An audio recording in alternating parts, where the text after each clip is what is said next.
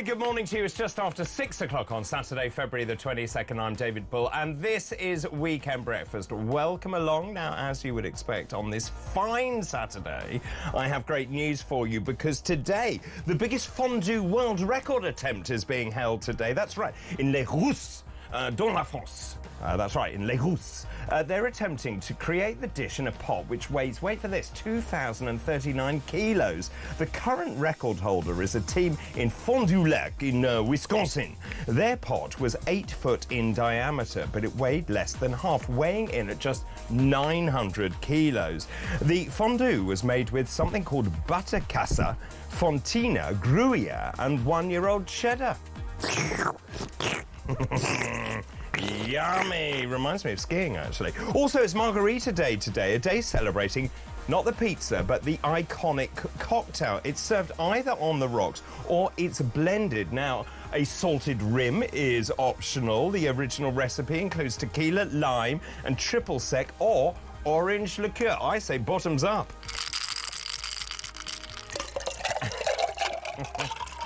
I could quite fancy one at the moment. Also, happy birthday to James Blunt. Now, before he became the singer-songwriter that we know, he was a British Army captain, and he actually stood guard at the coffin of the Queen Mother during her lying-in state in 2002. He is a youngster. He's only 51 today. Happy birthday! Happy birthday to you. Happy birthday, dear. Happy birthday to you. Ding pong. Ping pong! Let's start today's show. Today's fascinating facts. Today's fascinating fact. So on this day in 1371, just the other day, King Robert II of Scotland succeeded to the throne, beginning the Stuart dynasty. Following a palace coup, he lost control of the country. He died in Dundonald Castle in 1390 and lies buried at Scone Abbey. On this day, this is really interesting actually, on this day in 1857 was the birth of Sir Robert Baden-Powell.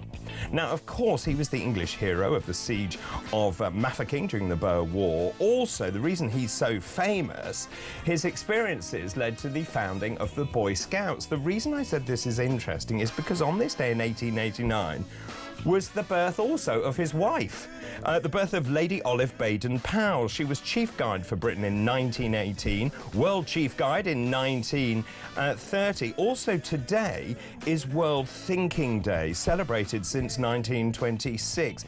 It's a day of international friendship, speaking out on issues that affect girls and young women. And on this day in 1969, a very good year indeed, of course, the year of my birth, the last time all four Beatles were together for a recording session. And those are this hour's fascinating facts. Oh, we're tuning in for the weekend show with David and Clark. The weekend has begun, mate. Wow, that's one way to wake up this morning. 5 minutes past 6 on Saturday, February the 22nd. I'm David Bull, and this is Weekend Breakfast. So I was thinking, who should I get to join me this morning? I could think of no one better than the lovely Claire Muldoon. Good morning. Thank you. Good morning, David. How are you? I'm really well. How are you? Good. I'm all right. Thank you very much. Excellent. Did you like my fact? 1371, Robert II of Scotland, beginning the Stuart dynasty. Yes. I thought I'd throw that in. I know. for you. I appreciate that. And we've got the Calcutta Cup today as well. Yes. I saw you tweet about that. The next biggest thing between the Stuarts and everyone else in Scotland, the Calcutta Cup between Scotland and England. Yeah, well, obviously, England will win. No, now... they haven't the past 3 years. Right, OK. Just leaving it there. Do you like fondue? I was really interested in that fact, Were actually. you? I thought fondue, did that not originate initially in Austria? Wow. Like the raclette.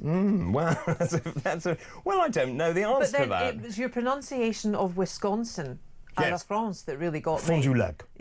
Fondue Lac. And today is the world record attempt in Les Rousses, in La France. Yeah. La France.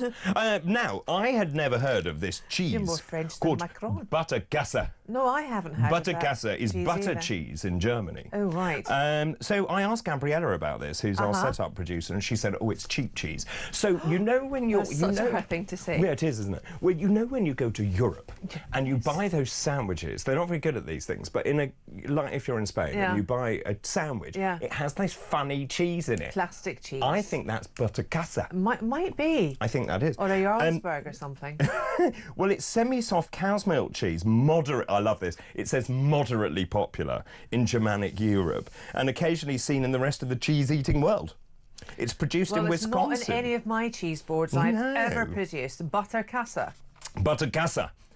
Its softness and mildly salty or acidic flavour is reminiscent of Munster or Gouda. I'm really obviously in an accent mood today. Oh, you Munster or mentioned Gouda cheese. cheese. Yeah, or Gouda, as it's normally pronounced. Gouda, I think. Yeah. sorry. So that is like plastic, like the Edam cheese? Yes, I quite like that. Yeah, well, that would be like the butterkäse. Apparently it's a variant of Italian bel paese.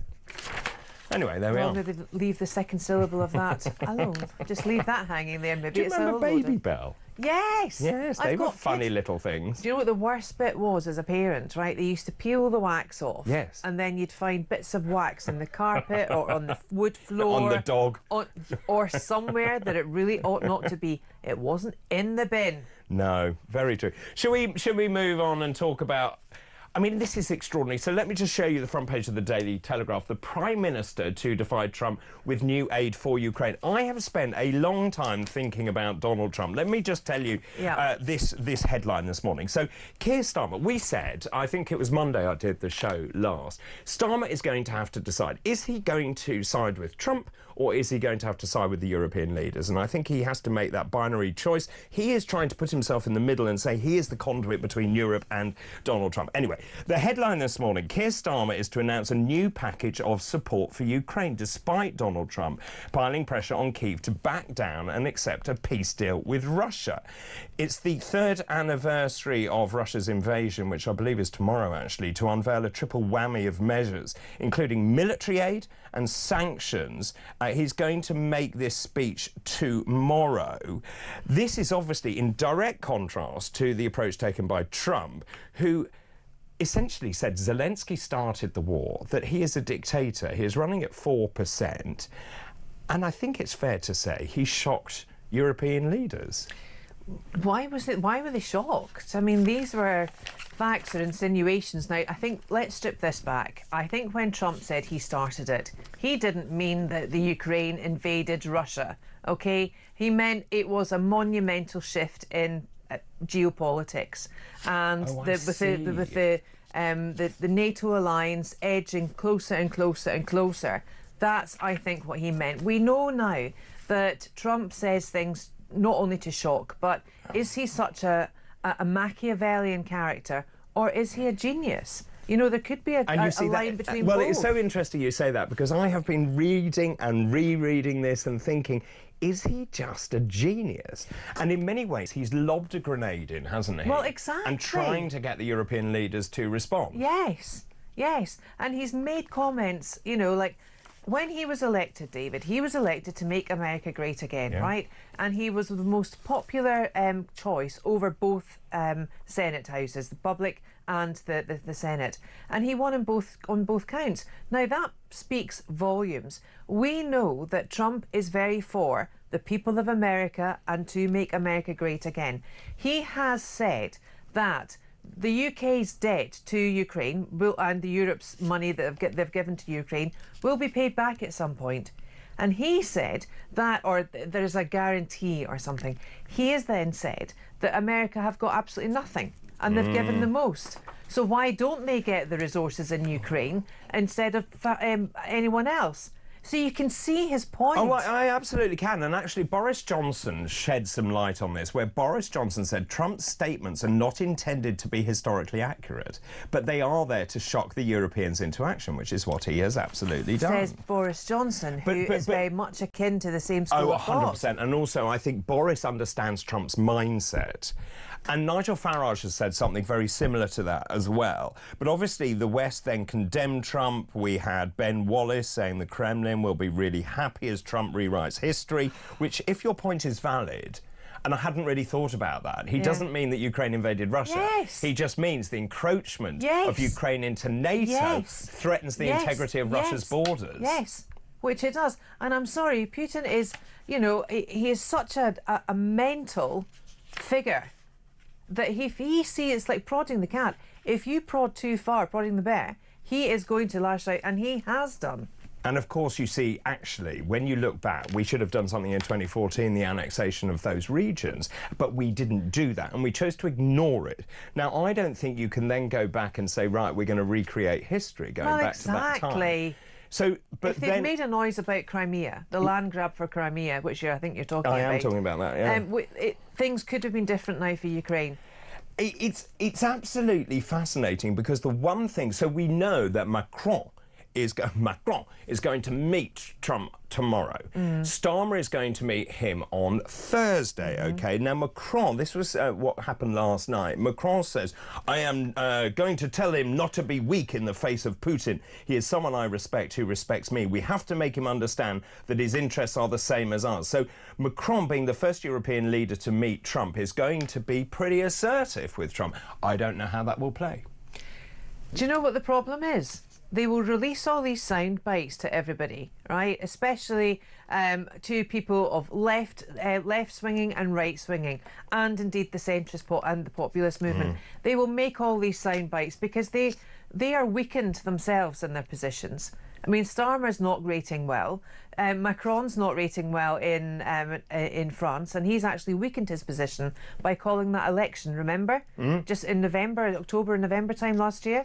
So they're all very weak. So they're all, I think, just giving out sound bites. So they are heard. So they, you know, well, I told you so, or I said that. There is nothing being done apart from Trump coming out and saying it like it is. So during this visit, it has certainly sort of prompted the UK to up its game. So it looks like Keir Starmer is going to go cap in hand to Trump to say, oh, we are going to go from 2.3% up to 2.5%, which is another $5 billion a year, which suddenly Rachel Reeves manages to have found. But also, he's going to go bearing an invitation from the King for a state visit. I think he will be the only foreign leader to have had 2 state visits. You know, I dance, just Britain, dance. Well, you know, and we're being pulled. Yeah, totally. Absolutely pulled. But I think people knew that when they voted for Keir Starmer, because he's not a strong leader. He's not a prime minister, and he is. It's going to be very interesting to see what Trump's view is on this. Are we putting too much pressure on Keir Starmer?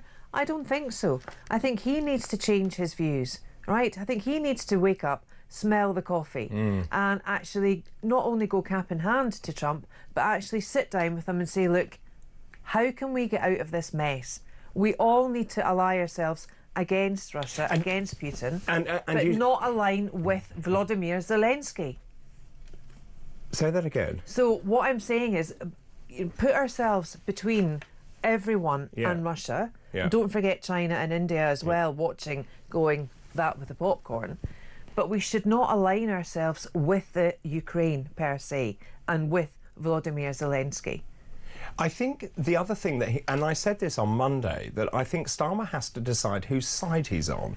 And it is important. America is our closest ally. We have US air bases, which we'll talk about later, by the way, in this country. Yes, the Chagos Islands as well. He needs to decide how he is actually going to do that. But you've got to remember, actually, underpinning all of this, Starmer is a staunch European. He wants to have, and we'll talk about this later, of course, he's rewriting the rules to have some sort of dynamic alignment with the European Union, because ultimately he doesn't like Brexit either. So my personal feeling is that he feels more comfortable with the rest of Europe than with Trump. Because he's very insecure. That's why no one can actually deal with Trump, I don't think. I think the whole world order has been shaken up.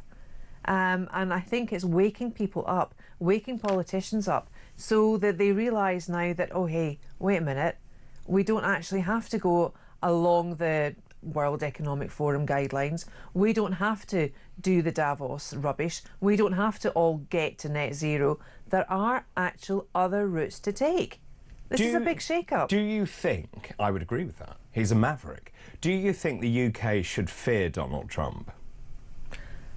Yes. right? No, I don't think he'll do anything purposefully bad or evil. I don't think he's that kind of man. You know, he might be, people might think he's unhinged, unstable. You know, look at who he's got around him, Elon Musk for one, right? But I do have great faith in JD Vance. I do like what Trump says. I am very pleased that he is in that position that he's in. He's managed to, he said, and I've said all along, the war in Ukraine would not have happened if Trump was still in power. For me, it was a Biden proxy war. We should never have got involved. We cannot afford to get involved. And it's not helpful when Keir Starmer says that he will send our young men into Ukraine. Well, that's a very good point. Of course, he's talking about a peacekeeping force of 100,000. Then it's been diluted down to 30,000. Trump has been very clear there are going to be no American boots on the ground as far as he is concerned. Wouldn't you just want a leader like that who wants the best for their country? Well, let me ask everyone. Good morning to you all. Should the UK fear Donald Trump? Your thoughts, please, on Donald Trump. Is he a genius or is he a maverick or is he both? The number 0344 499 1000. Those calls charged at the national rate. You can also text the word talk in your message to 87222. You can also message on X at Talk TV. So we're going to announce all sorts of things, some sanctions. We're going to basically make a set of sanctions against Russia. We've already sent home 1,900 Russian people and entities or sanctions since the invasion of Ukraine. They're going to launch a crackdown on Russian dirty money as well. There is one other point to this, and this is on the front page of The Guardian. So I spoke about Macron. He's going to be tough guy from France, talking to Trump to say, look, this is not acceptable. But according to The Guardian this morning, Starmer seeks to calm Europe's row with Trump. Keir Starmer will not risk riling Donald Trump by challenging him over his attack on the Ukrainian President Zelensky. So as we know, he is going to the United States on Thursday. And the paper is saying, and I think this is right, it is the defining moment in his premiership. I think this is where you realise who are the leaders and who are middle managers, and I know where my money is. Trump added to the tensions, as we said. He said about Starmer and Macron, they did nothing to help end the war. They haven't done anything. Macron is a friend of mine. I've met with the Prime Minister. He's a very nice guy, but nobody's done anything, said Donald Trump. Yeah, but in defence of Keir Starmer, words I never thought I would ever say, it really didn't start on his watch. No, it didn't. OK, so let's be clear on that. And he has had so much to deal with since he became Prime Minister for last year. It's his own fault. By his own actions, but I am not putting this blame onto Keir Starmer. And of course, we've seen the terrible economic news. We don't have the revenue that we thought we did have, the receipts that, you know, in terms of our debt. Don't you think it's funny that before the election, defence was never even part 100%. of the hustings? We all knew our defence spending was 2.3% of GDP, and yet everyone was saying, oh yeah, every head of every portion of the army, you need to increase your defence budget. What would you increase to? Well, 2.5 at least, but we need to increase it at least to 2.83. 2.83? No, 2.8 or 3. Yeah. We can't go to 5. And I was just reading the economic news. Rachel Reeves is borrowing more money than even the worst estimates had predicted. Well, what a surprise that is. She paid off her trade union mates, didn't she? She borrowed 118 billion more in the year to January. This is 11.6 billion more than at the same point in the last financial year. So she's got huge problems. She said that, if you remember, we've done the bulk of the heavy lifting. We've done all of these tax rises. They're coming back because she's now got to find another 5 billion. And they're coming back, and they're bigger. And they will be bigger. They are absolutely bigger. People are saying, where is that asteroid? Send it in now. The asteroid is already in the pit of our finances here. Claire, thank you for the moment. So, should the UK fear Donald Trump? The number 0344 499 1000. We'll take a short break. After the break, another NHS scandal as hospitals are hiring trans doctors. But here's the rub. They can't see their past disciplinary records. That's right. If you change your gender, your record is wiped clean. Is that acceptable? This is Talk.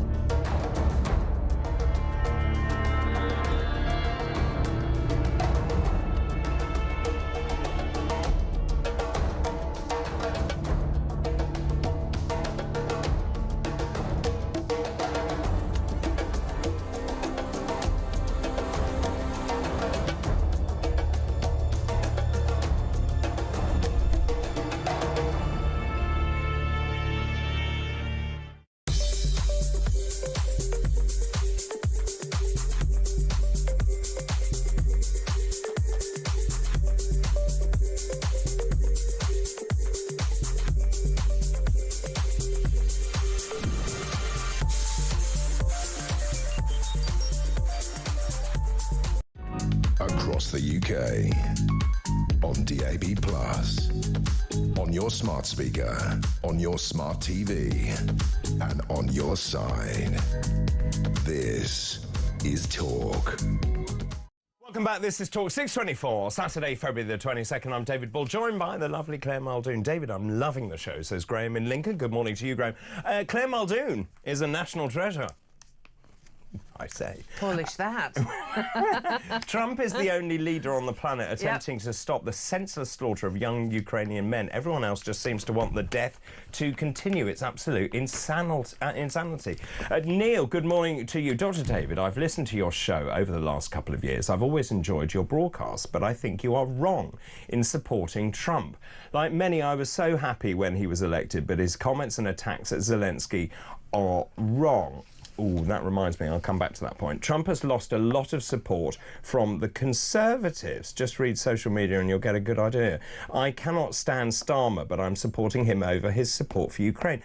We were just talking about that. Now, also, the line this morning that I heard early this morning is Trump is actually changing his tune yet again, saying Zelensky and Putin now need to come to some sort of deal over how this ends. So I'm not saying that I'm not saying I wholeheartedly support Trump. What I'm saying is I think this is far more complicated and nuanced than we are being led to believe by the headlines. That's what I'm saying. Yeah, I completely agree with you. But also I think the whole thing of this Ukraine war, it suits Zelensky to be at war. It really does. Personally. Wearing his combats, flying all over the world to speak to leaders, cap in hand, for more money. And we know that some of this money is unaccounted for. That is true. We also had this great, I mean, it was a great line from Trump. Think of it, a modestly successful comedian, Vladimir Zelensky, talked the United States of America into spending $350 billion to go into a war that couldn't be won, that never had to start, but a war that he, without the US and Trump, will never be able to settle. Exactly. So by him then going out, shooting from the hip, Trump saying, I've met with Putin, I've done this, I've done that. Zelensky is, whatever he said he was. I'm not going to repeat it.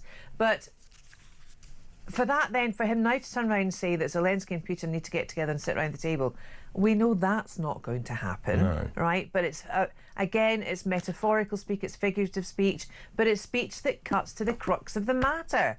It really does. It cuts through all the myriad of narratives, of possibilities, of rubbish. Cuts through all that. Lots of people getting in touch this morning. Thanks very much. I'm saying, should the UK fear Donald Trump? Now, it's quite interesting, this, actually, in terms of tariffs. Of course, he's waging war on many countries, including tariffs. The UK has been let off all of that so far as we can see. Loads of you getting in touch, actually tons of you for 6:27 on a Saturday morning. David says, Steve in Tewkesbury, the UK has nothing to fear from Donald Trump, but Starmer has. His ideology is not in Trump's playbook. I think Trump is fabulous, says Lisa in Gosport. Good morning to you, Lisa. His love and protection of his country is what every leader should be led by, unlike our pathetic English-hating Prime Minister who only wants to appear, who only appears to want destruction of our country. Absolutely bang on, Lisa. Christina, hi David, the UK should be glad that Trump is in charge. I'm more scared of Starmer wanting to send our troops to Ukraine. They are not fodder. I am angry. Michael Court, good morning to you. Michael says Starmer will go down as the worst Prime Minister ever. Absolutely clueless. Trump has no time for him. There is one other thing about this, which is quite interesting, I hadn't realised, which is Trump is eyeing up the European leaders, and the only one who will still be in power at the end of Trump's tenure will be Starmer, because, of course, they started at the same time. So that's why possibly he's being slightly nicer. Possibly. Couldn't possibly comment. Sharon Miller, Sharon from Staffordshire, has been in touch about you. Yes, Claire Muldoon, I agree with everything you are saying. Starmer needs to wake up and smell the coffee. Ukraine is taking him for a something.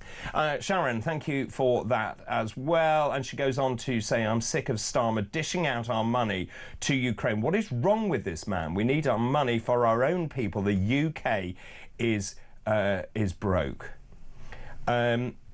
This is just completely different. I've just got sidetracked by this. Breaking news, David. I've been asked out on a date.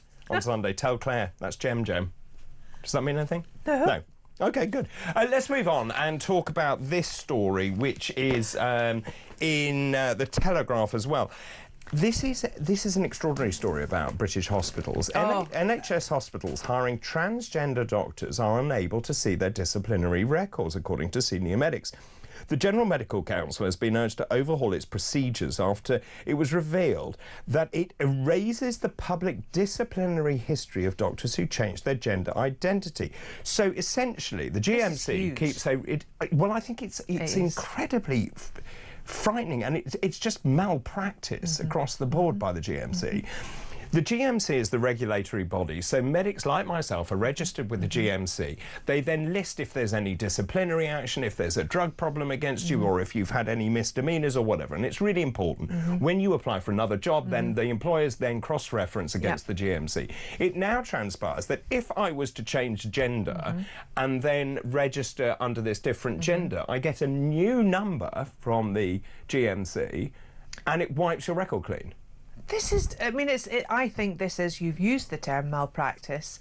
This is, it's negligent as well, actually. It really is. There's safeguarding issues, both for the doctor who has transitioned, or we don't even know if they have fully medically transitioned in order for this to happen, but also for the patients. Where's the safeguarding for the patients? What has happened? You know yourself, there are doctors and medical professionals who are done for misconduct, sexual misconduct, perhaps with drug issues, mental health issues, are then struck off. Right, and before they're struck off, what might they say? Oh, I think I'll change my gender. Well, that's what I was thinking this morning, was if you have some complaints filed against you and it is on your record, why wouldn't you just change your gender to erase your medical history? It's a pretty big step. It is a very big step. It's a huge step. But it keeps your job. But then it keeps your job, and it also erases anything that's happened. I know people who would love parts of their own medical records to be wiped away. Perhaps there has been some mental health issues in the past that were minor, but they're still on their records that will affect them and be on their records for the rest of time. So there is one other thing here which I didn't realise. If a medic wants to change their gender, according to the Telegraph, you can do so without any supporting evidence. Well, I'm glad you've mentioned that, because that's indeed what's happened north of the border. Yes. With the Dr Upton case. That's right, in Fife. In Fife, against Fife Health Board. And it's a ludicrous case that's been brought to a nurse of 30 years standing. Wasn't it to do with changing rooms? Yes, it was. The female nurse didn't want to and did not feel comfortable changing in a female changing room with a yet-to-be fully transitioned male doctor. Yes, and rightly so. Absolutely rightly so. But Fife Health Board, and indeed the doctor in question, didn't think that was right, thought that was the nurse being transphobic, and she was taken to court. And this is going through the courts at the moment. It's now been adjourned until July, and this is all down to the fact of Sturgeon bringing out these stupid medical ID cards that John Swinney last year then said, who incidentally is the head of the leader of the SNP now, said, we're not going through with this. This is madness. We're not doing it. Right. It is extraordinary, isn't it? Absolutely extraordinary. When we look at the numbers involved here, I don't know how many there are. There are apparently 62 doctors who've been issued with a new number. Yeah. But the GMC was unable to say whether any of them had received any suspensions under their previous identity. Well, they wouldn't, would they? No, they wouldn't. And actually, there's a chap called Dr. Gordon Caldwell, who is a retired NHS consultant for 28 years. He said the situation is a gross failure of the safety regulator. I think the GMC has a lot of questions. I don't think the GMC is fit for purpose, actually. I really don't. I've heard a few cases of doctors that have been hugely let down by this institution. They're negligent, and I think they need to be held to account. And they need to stop, hiding behind, being frightened of these minority factions in our society. Yeah, I mean, the GMC is really interesting because in post shipment, they tightened all the regulations so that people have to have, you have to be registered with the GMC, and then you have to have a licence to practice. And actually, one of the things, when I tried to go back into practising medicine, they made it incredibly difficult for anyone who had been out of the system for a while to get back in. And I think that, so they need to concentrate on actually how do we stem the number of doctors we're losing? How do we get people who've been trained at taxpayers' expense back into the system? That would have been actually a better use of their resources and time, I would have thought. But that is just so full of common sense. You know, David, it's too, you know, you wrote the medical manifesto for the Reform Party. I did. We have spoken ad nauseum about the fact of NHS should be pulling together to bargain for drugs in terms of fiscal policy. That, I mean, these things make so much sense. They cut through all the crap. It was a bit Trumpish, actually. And, you know, people will be able to save money, trusts will be able to save money, and at the end of the day, patients will be saved. Yeah. Well said, Claire. Well said, Claire. Lots of messages are coming in. Claire, this is Michael saying, Claire, can I ask what's happening to Nicola Sturgeon, the Starmer of Scotland? Where are we with Sturgeon? Well, that's a really good question. No one knows. No. No it's one all gone knows. very quiet, hasn't Police it? Scotland has all gone very quiet. We know she's divorcing Peter Murrell. Yes, we do. Wasn't a big surprise, I don't think. I think we can safely say that. Yeah. Marriage of convenience, perhaps. They're your words? They're my words. It's my opinion. Couldn't possibly comment any further. But, you know, the other difficulty for Scottish politics is the fact that, because of what's happening in Labour. I always said that Labour would be the ones to save Scotland from the SNP at that time. That was born right. People voted for it. But Anna Sarwar, the head of the Scottish Labour Party, his hands are tied. So it's fascinating. Scottish politics is absolutely fascinating. We're seeing SNP huge shifts, aren't we? Yes. In terms of there are other parties doing extremely well in Scotland at the moment. And we shall see how this plays out. But also, it seems to be the lack of direction from Labour generally that people are voting against. Well, Rachel Reeves increased the Barnett bung, remember? Yes, she did. So what they should... So that's the formula by which Scotland gets more per capita than you do in England. And Wales. So what they should be doing is stopping the devolved parliaments in both Scotland and Ireland. I agree. Stopping the quangos and shut down the shortbread Senate. How would you politically get that through? Stop the devolved parliaments. That's a bold policy. It would save a lot of money. It would save a huge amount of money. It really would. And it would, do you know what? It would bring back parity all over the country. I agree. Instead of these disparate portions, factions. And if the infighting. If people feel equal, if we feel the same as other people, then a lot of this tension will evaporate. Will become more socially cohesive as well. I would agree totally. We're one United Kingdom, and I feel very strongly about that. Claire, thanks ever so much for the moment. So I'm asking this morning, should the UK actually fear Donald Trump? The number 0344 499 1000. Those calls charged at the national rate. You can WhatsApp us, you can send a voice note, you can send a message on X as well. After the break, I want to talk about these other big stories.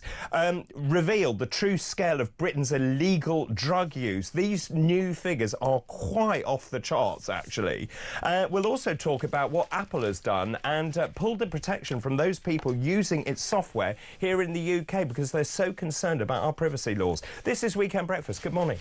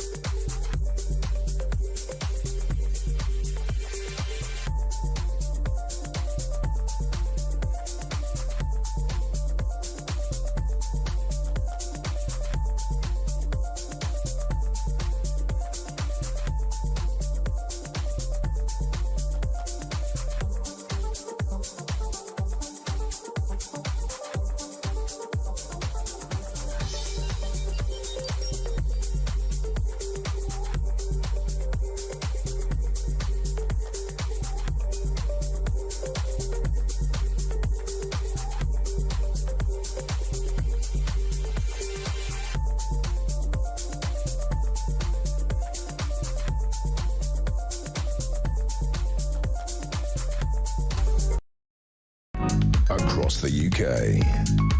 On DAB+, on your smart speaker, on your smart TV, and on your side. This is Talk. 20 to 7 already on Saturday, February the 22nd. I'm David Bull, joined by the lovely Claire Muldoon this morning, who said we should get rid of the devolved parliaments. And I was like, wow, because I agree.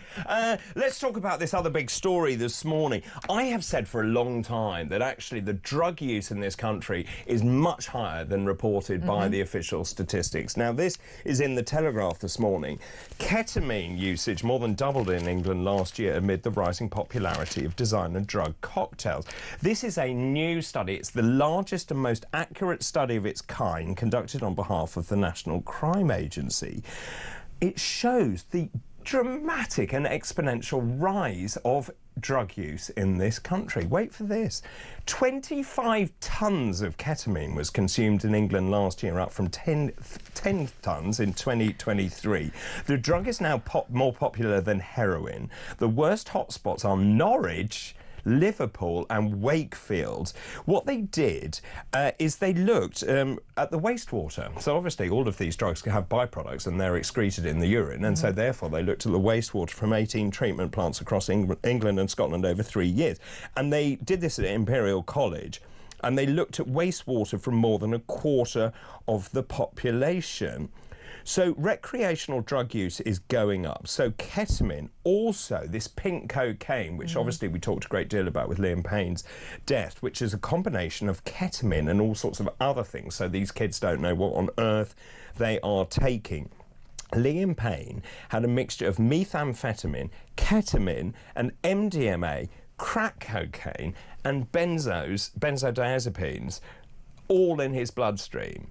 Now, mixing, obviously, these drugs can have absolutely devastating effects, hallucinogenic effects, and of course, then when these partygoers take drugs that they have no idea what they're taking, they're putting themselves at profound risk, and we're seeing the results of this. So, but you and I differ on this, because I have long said, look, our war on drugs does not work. Kids will take drugs.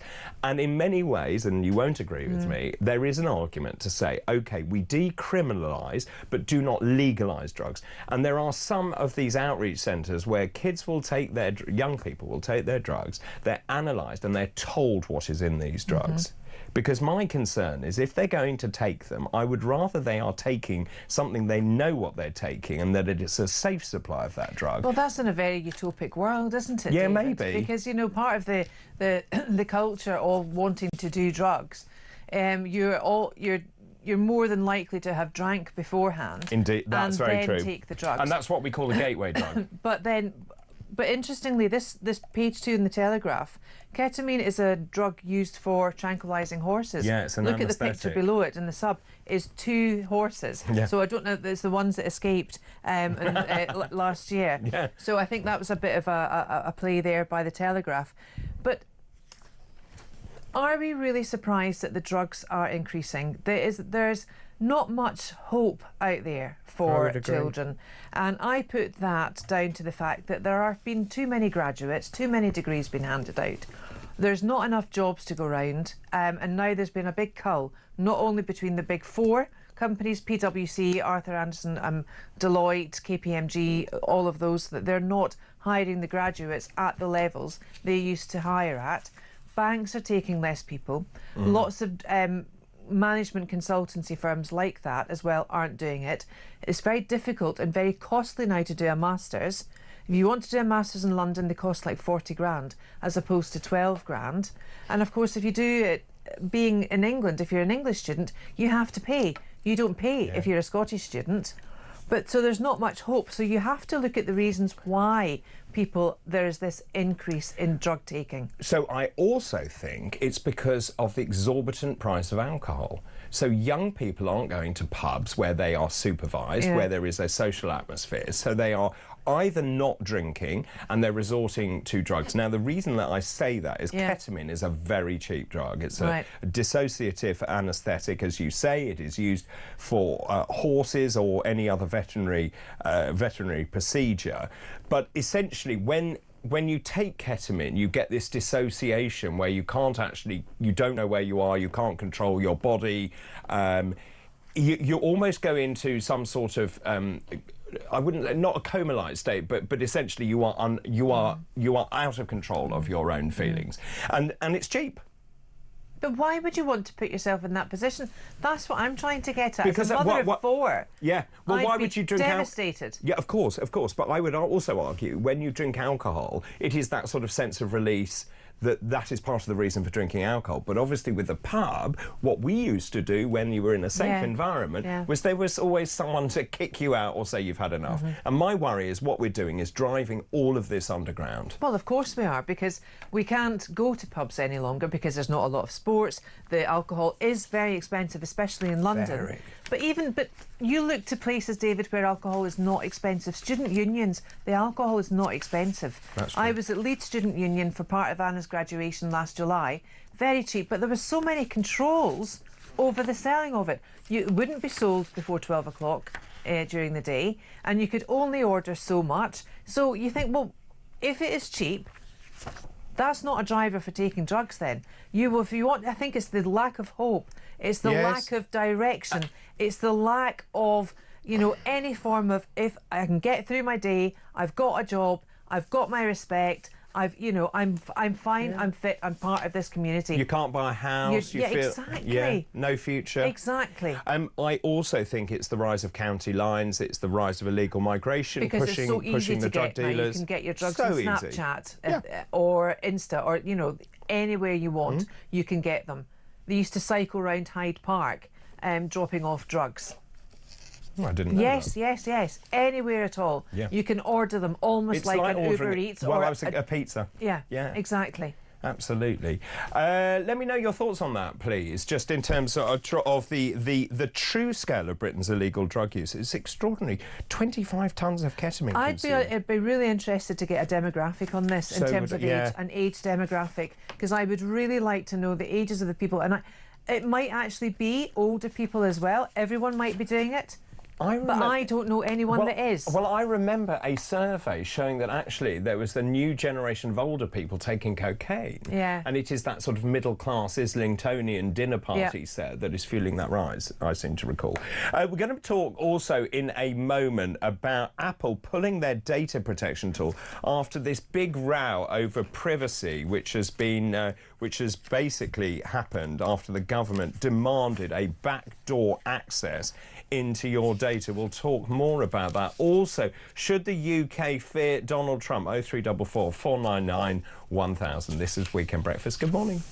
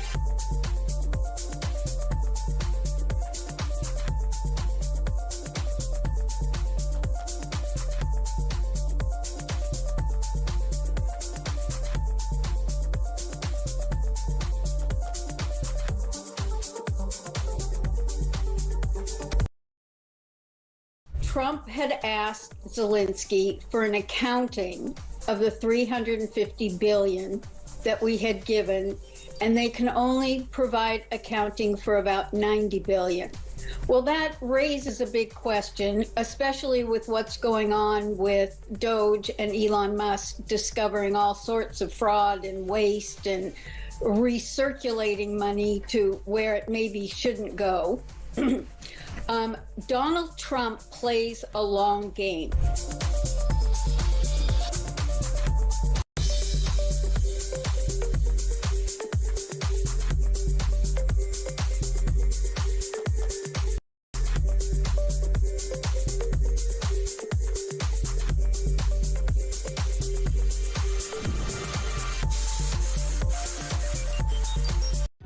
Across the UK, on DAB+, on your smart speaker, on your smart TV, and on your side. This is Talk. Welcome back. This is Talk Weekend Breakfast. Claire Muldoon. Muldoon is in the house. Good morning, David. I think we have less to fear from Trump than the Labour government, who are hell-bent on destroying the country. That's David in Lancashire. Good morning. Dr. Bull, the UK has far, far more to fear from our own government. The loss of freedoms is profoundly disturbing. Trump is the UK's only hope. That's regards from Frank. Good morning to you, Frank. It's a really good point. And here we go. Front page of The Times this morning. Apple in UK privacy row. Apple has removed its highest level of data security from British customers. This is a row with the UK government. Also, this is probably going to provoke Trump as well. So, Apple has now said the UK will no longer have the Advanced Data Protection, or ADP, tool, which protects photos or documents from being accessed by anyone other than the account holder. Now, if you remember, we spoke about this with Davis Fang the other week. The Home Office has demanded blanket access to view fully encrypted material uploaded by anyone worldwide to Apple's iCloud software under new evidence collection powers. So Apple has long opposed any sort of backdoor access into their encrypted data, and so their concern was even if the UK authorities decide that actually they need to have access to UK customers' data, this would then be applied globally. And Apple has said absolutely no way, and they have now switched off the ADP for UK consumers. I'm nervous about this, Claire, because I think this, whilst I understand the need to ensure that the security services can actually look at the data of those people that they suspect of having nefarious purposes, it also risks running the risk of having Big Brother, where the state spies on everything you are doing. And I don't like that. I don't like that one bit either. Not that I've got anything to fear, and that's the argument that you will hear. Yeah. Well, if you've got nothing to hide, it will be fine. That's the same as ID cards, isn't it? ID cards and the facial recognition through the cameras that we've got in practically every single city. Crime still happens. Crime will always happen because there is always evil people wanting to do ill in this country, in all countries in the world. And I just don't like the fact that this government is very overarching in terms of what they want to, I would say, spy actually on us on. And without them actually getting to the nitty-gritty, it's very communist. It's very it's just very... It's very communist. Isn't it? Yeah. It really, really is. And to have big tech giants like Apple, who, although, yes, I've always had one of their products, because that's just the way my mind works and has always worked. I want it sometimes to work for me, make my life easier. I really am not a fan either of the massive big buy-ins that we have to do to make to these companies like Apple, with your chargers, with everything, you know, and once you're locked in, and then you go to your iCloud, and then you can't have any other device because it doesn't work with iCloud, and so you lose all your data. Absolutely. So I don't like that. They're not stupid, either. are they? Exactly, right? Because they are very, and the rise in AI, I think we've got a lot to be fearful for. Well, the security services say, well, we only apply for this, and they have to be passed on to MI5 only if they make a case with a warrant which is approved by the Home Office. They go further to say we need lawful access to data to catch the most dangerous criminals. We're absolutely not after blanket access. Now, most of us, myself included, didn't even know how to turn it on. So it's not on by default. I mean, my mind isn't on. Yes, but I would actually argue as well. I'm going to look now to see how to turn it on. Do you remember what we actually? I was on your show. You said when you lived in LA, you used to get weather alerts all the time. Yeah. Right? Well, not just weather. Yeah, you got emergency alerts. So that was just about the time when we had them sent through from here. I disabled mine. Did you? And yeah, I did, because you look out the window, you know if it's stormy, you know if it's raining, you know not to go out. Yes. And the people who might be vulnerable, I don't think they'll be using high tech. Do you? No, I don't. Anyway, again, that's another insidious way just to get the information through. And they've got that data stored in that. They've got our numbers stored. They've got everything stored. And that's the issue that I have as well. I've bleated on about this. The data storage of the AI packages, it'll be private companies that'll own it, private companies that have got together in Davos or one COP thing to make net zero thing. Yeah, it's great. We can send out all the messages all at once to absolutely every single person. That's how they're going to harvest the data. Now, I know crime has changed, OK? We're not dealing with the mafia that's out in the streets now doing this and doing that. There's far more high-tech crime going on. So there are ways for them then to, you know, discover it and detect it and stuff. I don't think it needs a blanket, all OK. You've just got to go to the Home Office to get this signed off. The Home Office should be dealing with asylum-seeking applications. They shouldn't be dealing with signing off numbers and allocations for private firms to have access to your data on your phone. I mean, they would say they're trying to smash the people smuggling gangs. They therefore need encrypted access, or they need a backdoor access into the phones of those people. But that's an international. They will not get it. Criminals will use burner phones. They won't use the high tech. No, there are ways that around is very everything. True. That is very chasing true. their tail. And actually, weirdly, I got a message, and we often speak about this. I got a message on my phone yesterday saying, "Hi, Dad, this is my new number." And I thought, well, that's very odd, because I don't have any children. For a start. But obviously, you've had those as well. Dave's had those as well, you see. So have I. I was really surprised when I saw it, and I thought, how have you got my number for a start? And then I've been in a compromised data leak. So I then got all these law firms saying, do you want to sue? But I don't know if any of them are actually accurate. But you can imagine my response when I got that spam through my phone. I went tough and sent it back.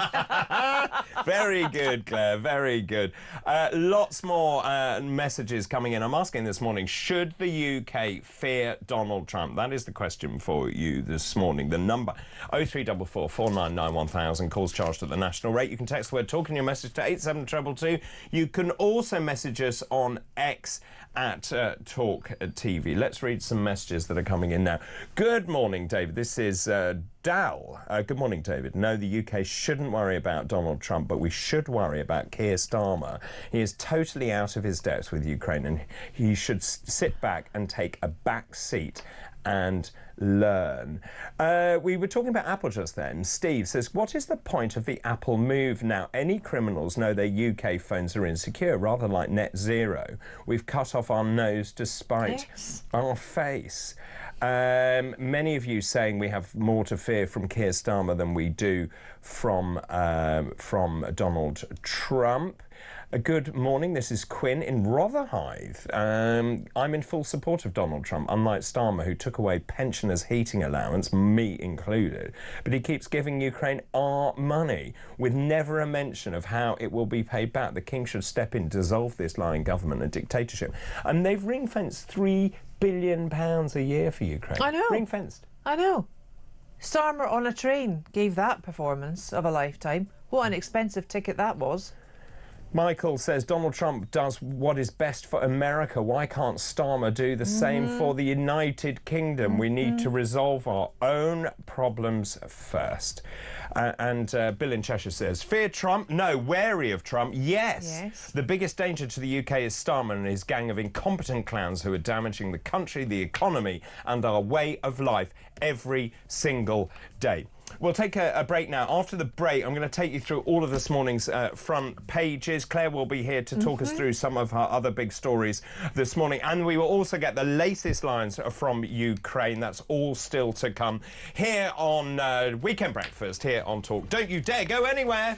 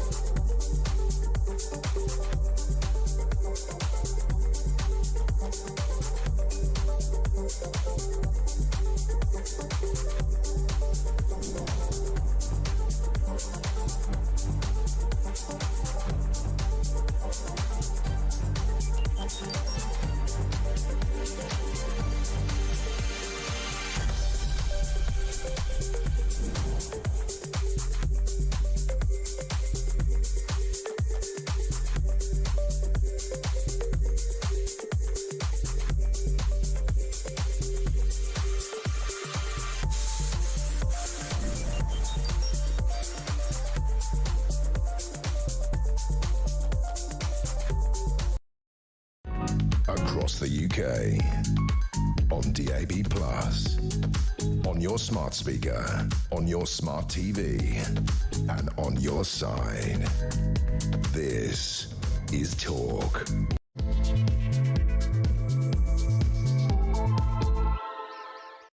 Good morning, it's just after 7 o'clock on Saturday, February the 22nd. This is Weekend Breakfast. I'm David Bull. Good morning to you. Well, as you would expect this morning, I have great news for you because, do not fear, the biggest fondue world record attempt is taking place today. That's right, it's in Les Rousses dans la Fosse. They're attempting to create the dish in a pot. Now, the pot weighs 2,039 kilos.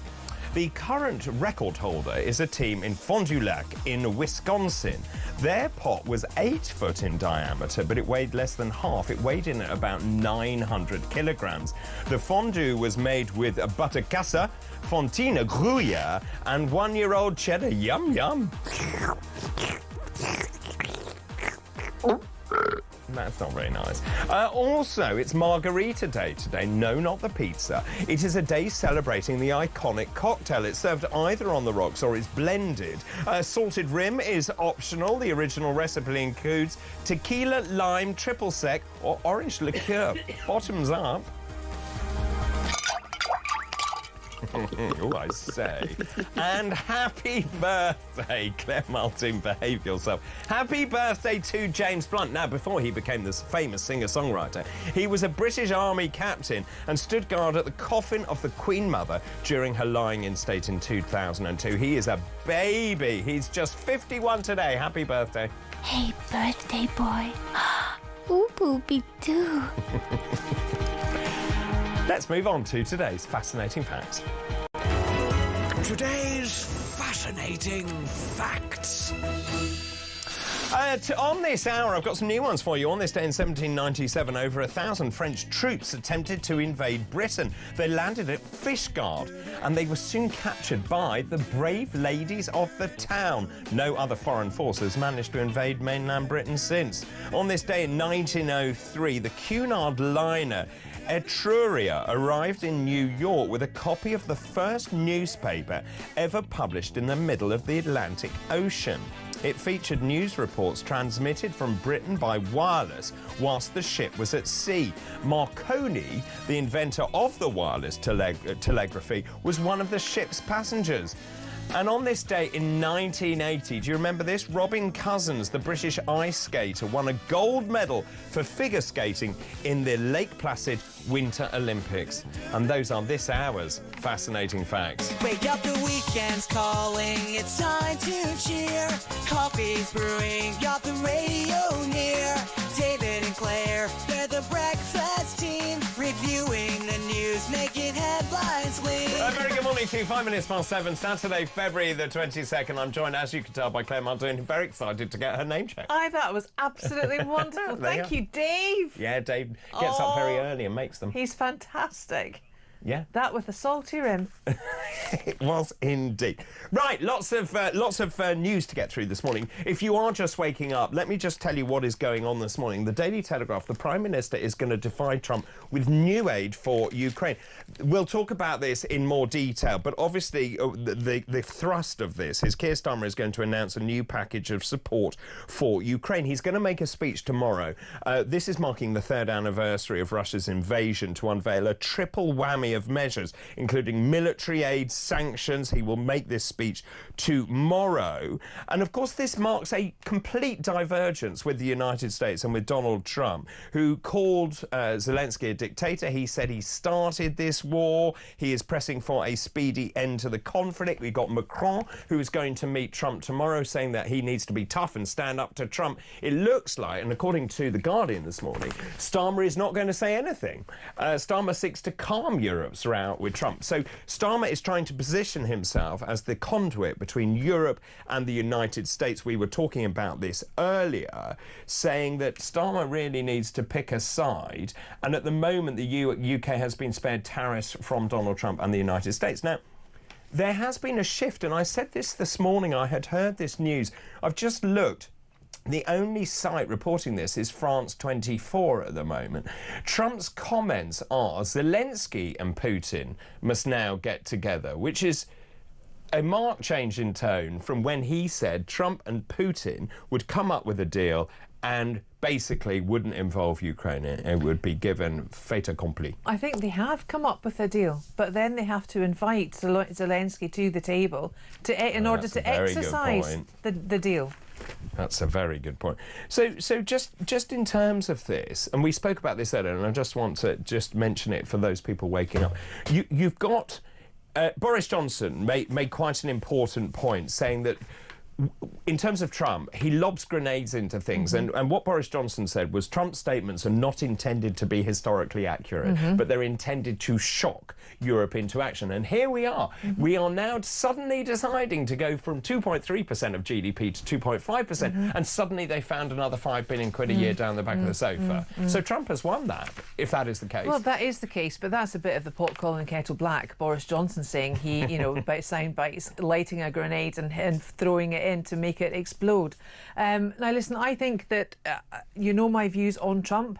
I think he does. Just repeat what you said an hour ago, because I think it's absolutely crucial, this point about he wasn't being literal in that sense. No, I don't think he was being literal at all when he said that the Ukraine started the war. We know that they did not invade Russia. We know Russia invaded Ukraine.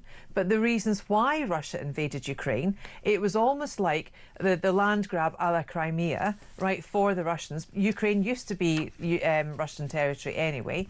But then it's the force of NATO and them encroaching further and further and further onto Russia's space, moreover, and that the bear was poked far too much, and he retaliated. And I mean, it's really interesting that he wasn't being literal in that David, comment. Zelensky actually didn't. All Zelensky did was wear his combats and fly all over the world, cap in hand, to world leaders for money, right? For money that some cannot find. Some money has gone missing. That is true, and he says that Zelensky is a dictator. He won't call elections. He actually has low approval ratings. But he won't call elections because they're in the middle of a war. Right, so that's that. But Trump did make the point. Think of it, a modestly successful comedian, Volodymyr Zelensky, talked the United States out of America into spending $350 billion. That was because Biden was asleep at the wheel. To go to war that couldn't be won, never had to start, but a war that he, without the US and Trump, would never have been able to settle. Now, what we do know is that Europe is apoplectic and the one thing it has done is actually it's galvanised Europe to make some decisions about what they're going to do. And for far too long, Europe has been asleep at the wheel as well. Absolutely. And relying too heavily on the United States. Absolutely. And saying, oh, well, we're not going to put money into defence and the US is going to defend us. Do it anyway. Well, guess what? And times have changed. It was a Biden proxy war. Biden didn't know what he was doing. And if he did and allowed that to happen without sitting down with Russia or with the Ukraine, where they were the biggest funders of that war and the biggest cause of death on both sides, both the Russian side and the Ukrainian side. Post this war, when this is all done and dusted, because Trump will help bring this to an end, there'll be a lot of disenfranchised, armed up Ukrainian men waiting, angry and wanting to do something. And then what happens? Well, they might go elsewhere, they might be disparate, they might moved, I don't know. Right, but mark my words, they're going to be there, they're going to be unhappy, they're going to be disenfranchised, and they'll have the weapons available to them. So let's just look at the front page of The Guardian. Starmer seeks to calm Europe's row with Trump. What we have heard from Macron is he says, I'm going to be strong, and tell Trump to be strong in the face of Putin, not to be weak in the face of Putin. He says, I respect Trump and Trump respects me. I'm not sure that's true. No. We have to make him understand that Trump's interests are the same as ours. I don't think they are, actually. I think they are opposed, but also the immediacy of this in Ukraine is it is on Europe's shores. Yes. But Putin's already come out and said he's not going to go into Belarus, he's not going to go into Turkey. Do you believe him?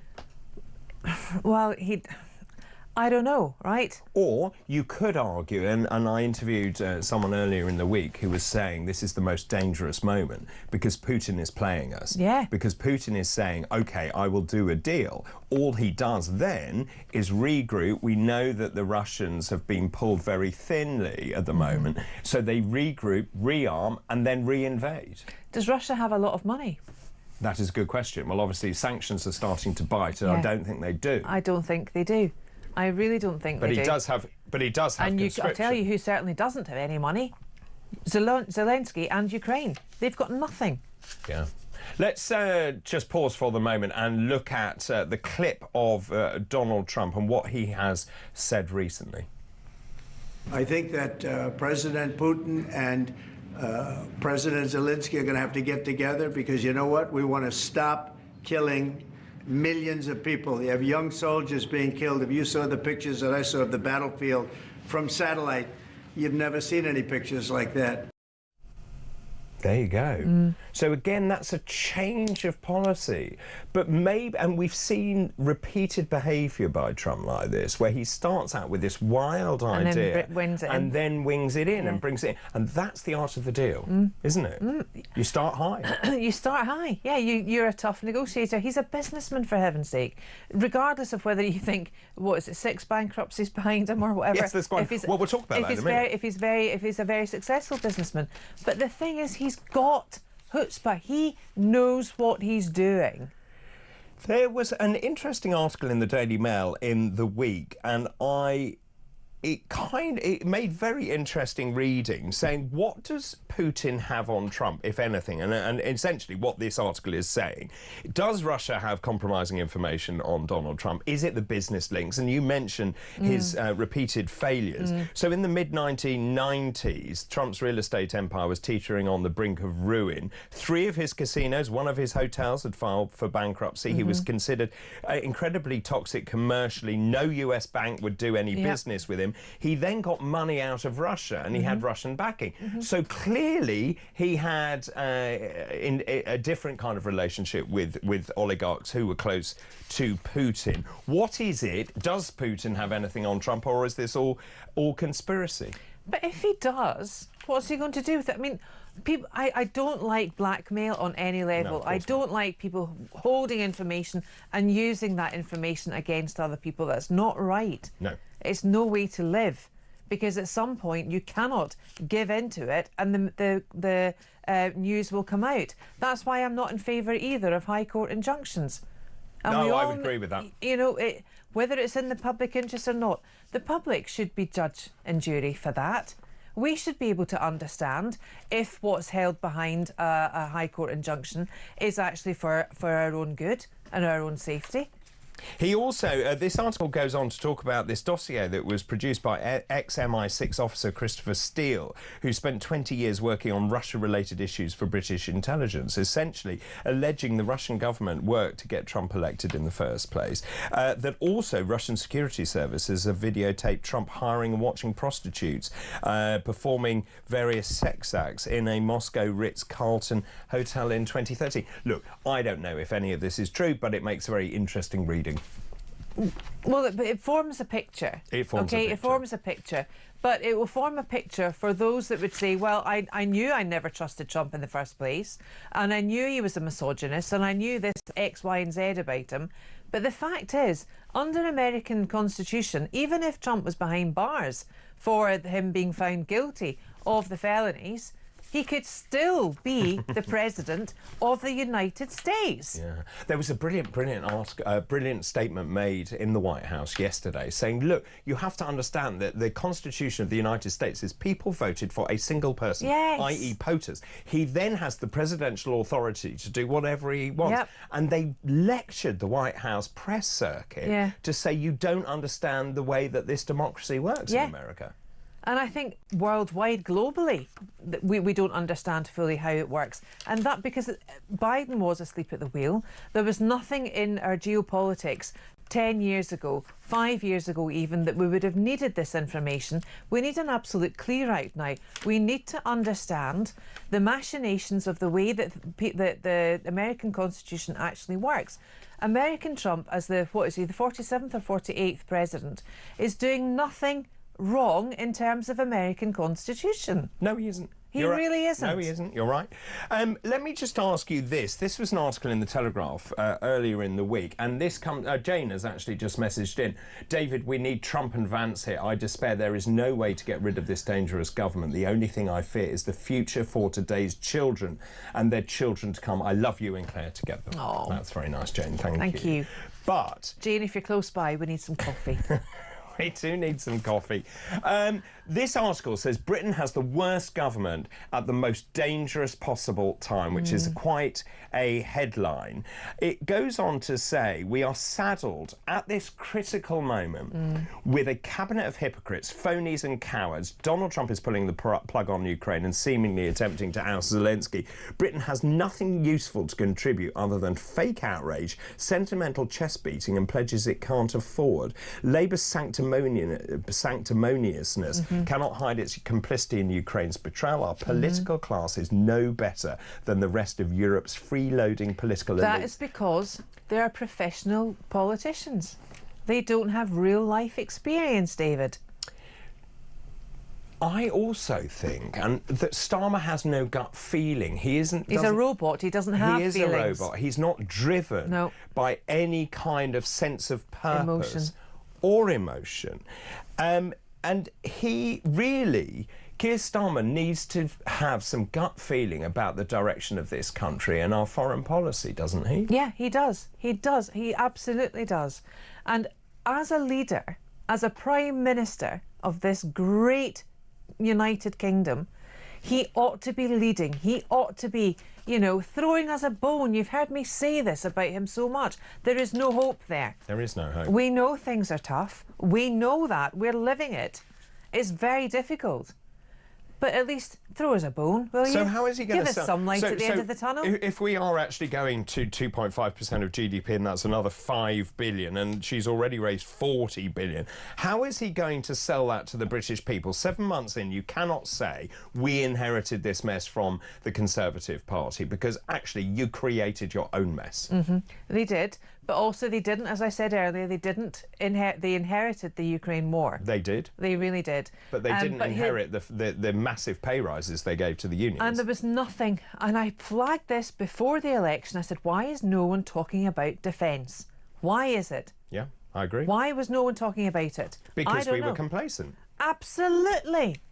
And when you become complacent, we've seen this with our local authorities, 0% increases in council tax for the previous 10 years or so. I'm using hyperbole for the example here. Why the hell are we thinking now, why are we increasing it by so much? You're increasing it so much because it was badly managed beforehand. I don't think it is so much. They didn't have it. They had no forward planning. I don't think it is so much. I think actually there is a big argument, and we've heard that from various people in the Defence Forces, saying we need to increase to 3, 4, 5%. Lord Dannatt said 5%, and actually 2.5% is not really going to do very much at all. Sunak, was he not pledging to go to 2.8? He did. He certainly went to 2.5, I know that, whether it was 2.8, but he certainly pledged to increase defence spending, and of course it then got mothballed. Keep all of your messages coming in. Thanks, Claire. Should the UK actually fear Donald Trump? This is a very fast-moving situation. Should the UK actually fear Donald Trump? The number 0344 499 1000. Text the word talk in your message to 872. You can also message us on X at talkTV. Now, we'll take a break. After the break, we will be taking you through all of this morning's front pages, which we still haven't done. And then also this other story this morning, which will certainly provoke you. A Muslim drag queen is helping asylum seekers prove they are gay to stay in the United Kingdom. Yes, you heard that right. This is Weekend Breakfast. Good morning.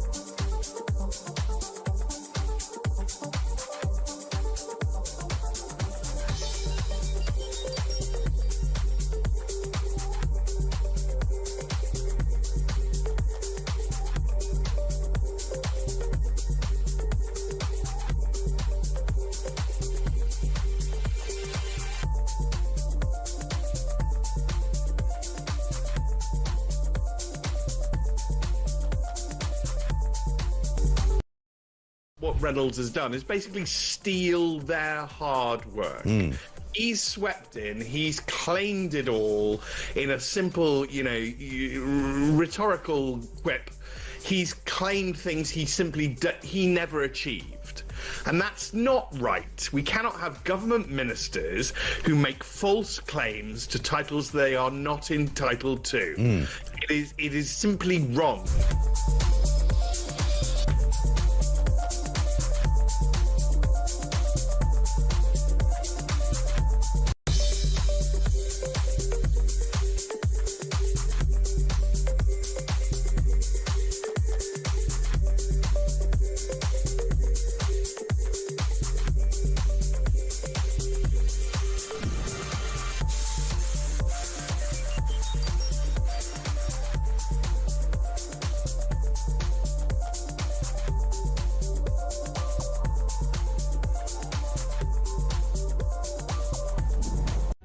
Across the UK, on DAB+, on your smart speaker, on your smart TV, and on your side. This is Talk. Welcome back. 7:24, Saturday, February the 22nd. I'm with Claire Muldoon this morning. Good morning, You're David. feeling well? I'm feeling really well. Good, This is a lovely. great show. Thanks for having me on. No, it's always well a done great you. pleasure. Very nice. Thank you very much. Lovely to see you this morning. Lots of voice notes coming in. You can do that by sending them to our number 0344 499 1000. You can send a voice note as well, a WhatsApp as well, 0344 499 1000. Let's take the first one. This is Nick from Loughborough. Good morning. Morning, David. It's Nick Moore from Loughborough. Hope you and Claire are well. The only people that should worry about Trump are the global liberal power broker elite who have lived far too long on their gravy train funded by us, and they now see the end of the track coming up, and they're terrified of losing their power base and their privilege. The only people I'm scared of are the government for the first time in my life, and I'm a pensioner, and I'm scared of this government who seems prepared to burn the house down to enforce its ludicrous ideology upon us. Nice to see you both, and have a good weekend. Best wishes.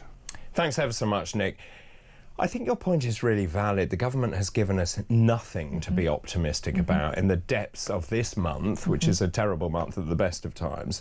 It's so despondent. We talked about the drug use, the fact There's no connect. young people have got nothing to look forward. I think pensioners are sitting there thinking, I'm frozen, you've removed my winter fuel allowance. The employers, there's a very interesting article this morning talking about the cliff edge when employers' national insurance contributions coming in. There was, and we'll talk about this later, one of the employers who was sitting there, who listened to Starmer giving a speech before the election, who then tweeted saying that Labour is the party which will drive the country forward, and he said this morning, I will be haunted by my words for my lifetime, because I couldn't have been more wrong. I think the Labour Party are in a driverless car, a driverless electric car, heading for net zero, heading for the biggest crash. And do you know who's going to be caught up in it? Yes, we will. Us.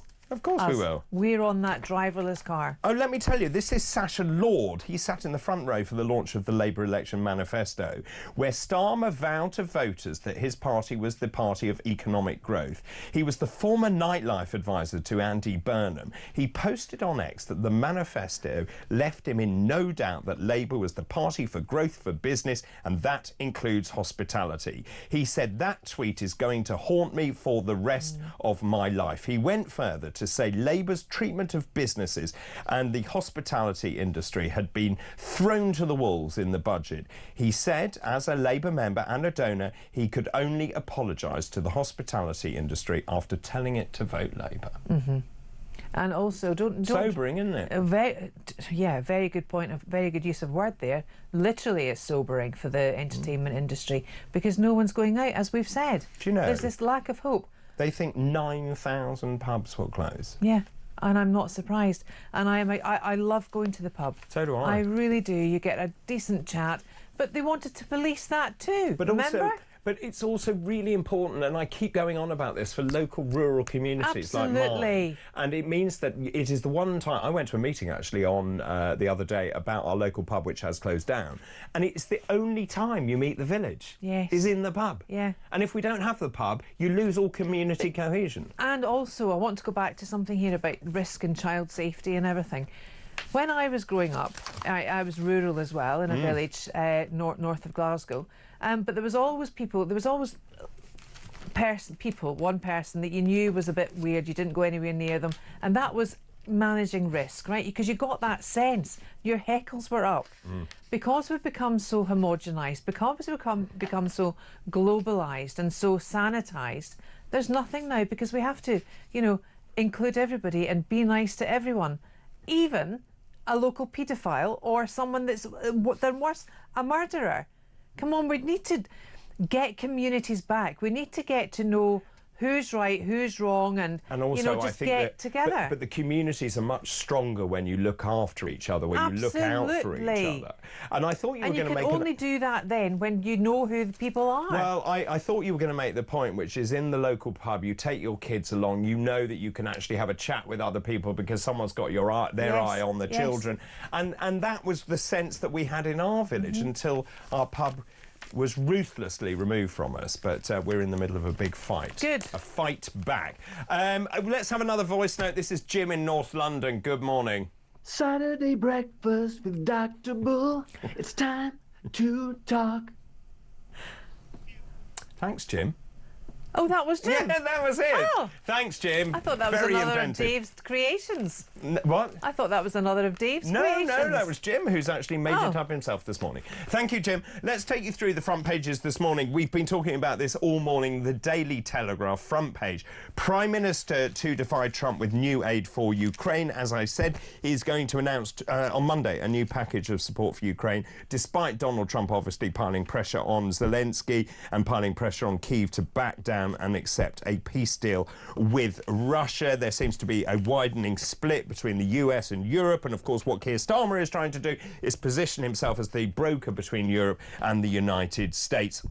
He is going to visit the White House on Thursday. Macron is going to be there on Monday. Also, he's going to go cap in hand and say we're going to increase our defence spending from 2.3% to 2.5%. He's also going to go armed. He is, we believe, on Monday, and he's going to go armed with an invitation from the King offering a state visit to the UK, which we know Trump likes. And Trump will be the first elected leader in modern times to receive the honour twice. Actually, a state visit, I think, would bolster people's feeling in this country. I think that would be great, and I think Trump would absolutely... I think we're still too divided as a nation to have that. I think we really are, because don't forget that Scottish comedian who held up the banner in Trump's Turnberry golf course. Oh, yeah, I remember that, yeah. You know? I don't know. I mean, certainly Trump is going to like that. There's another big story in the Daily Telegraph. NHS hospitals unable to see trans doctors' case records. We talked about this earlier. So essentially... the GMC, the General Medical Council, keeps records on every single doctor who is registered with the GMC. However, if you change your gender, you get given a new number. You can no longer, or employers can no longer cross-reference back to see any allegations or whether there's anything they need to be concerned about in the history of that doctor. And that is the front page of the Telegraph. Keeping with Europe and Trump, this is the Guardian front page. Starmer seeks to calm Europe's row with Trump. We spoke about this as well. Macron is going to go in and be very tough with Trump, apparently, but Starmer is not going to do that. He will not risk riling Donald Trump by challenging him over his attack on the Ukrainian president. He's flying to the US, as I said, on Thursday. And of course, Trump added to the tensions yesterday when he accused both Starmer and the French president of having done nothing to help end the war. They haven't done anything. Macron is a friend of mine. I've met with the Prime Minister. He's a very nice guy. But nobody's done anything, he told Fox News. The Eye. This is a really interesting story. Front page of The Eye. Russian links to drone sightings over secret UK bases. We know there have been many more sightings and spottings of drones flying over sensitive areas. This is my neck of the woods. This is over RAF Lakenheath and RAF Mildenhall. The reason these are important places is they are US air bases and they're home to US Air Force state-of-the-art aircraft. And they're very concerned about what they have found. 3 people with links to the Russian military and intelligence sites travelled to stay near top-secret UK air bases where drones were sighted. This is the investigation into Kremlin involvement in the sightings at air bases. NATO is concerned that Putin may be emboldened by Donald Trump and is pushing more people to come and spy in the United Kingdom. One individual was found. He flew into Britain in early May, was metres from the perimeter at RAF Mildenhall. Another individual arrived, was present, had previously been present at the military facility in Tajikistan. In February, they visited remote areas around Mildenhall.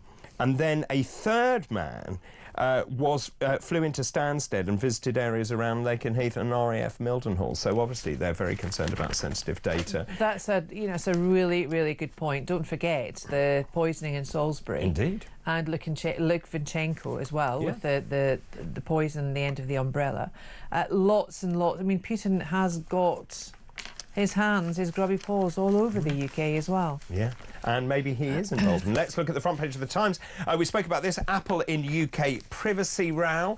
That is the Times. The FT this morning, exactly the same story. Apple closes secure iCloud system here in the UK. The Daily Express, a very sad story. Our children deserve to live as much as anyone. The parents of 2 seriously ill children are waiting in agony to see if funds for the care that keeps them alive will be cut off. This is Ollie and Amelia Carroll, amongst 36 in the UK. They have a life-limiting disease. It's called Batten disease. To keep them alive, the drugs cost £520,000 a year. And if the NHS cannot get them cheaper, the therapy may stop. It's a terrible, terrible story, and it continues. This is a terrible condition called Batten's disease. It causes seizures, dementia.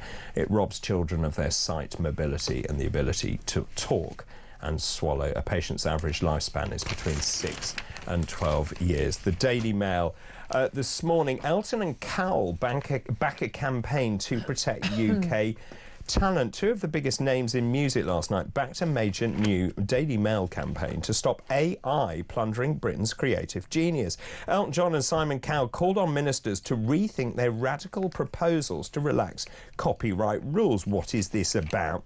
So what they're saying is they're very concerned that the government is going to go ahead with plans to hand a copyright exemption to big tech firms, and they warn the plans risk destroying the UK's world-renowned 126 billion creative industries and many thousands of jobs at the same time. Ministers are proposing to change existing laws so that tech giants can use any online material such as text, images or music as a result of the changes, to use artificial intelligence on them without respecting the copyright laws that ensure that creators get paid.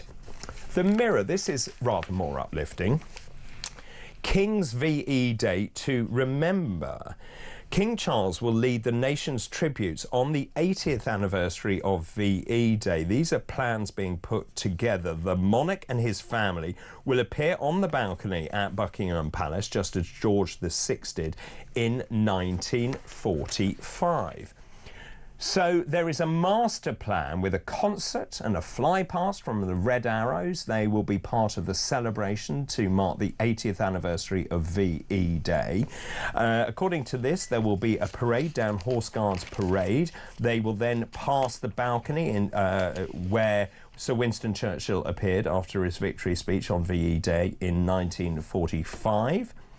The royal family will appear at Buckingham Palace. There will be commemorations at the Cenotaph, a service of thanksgiving at Westminster Abbey, and St Paul's Cathedral will be lit up with spotlights forming a V shape as in 1945, also at Trafalgar Square and the Houses of Parliament. That's the front page of the Mirror. The Sun front page, this is Piers. I've got a baby reindeer stalker.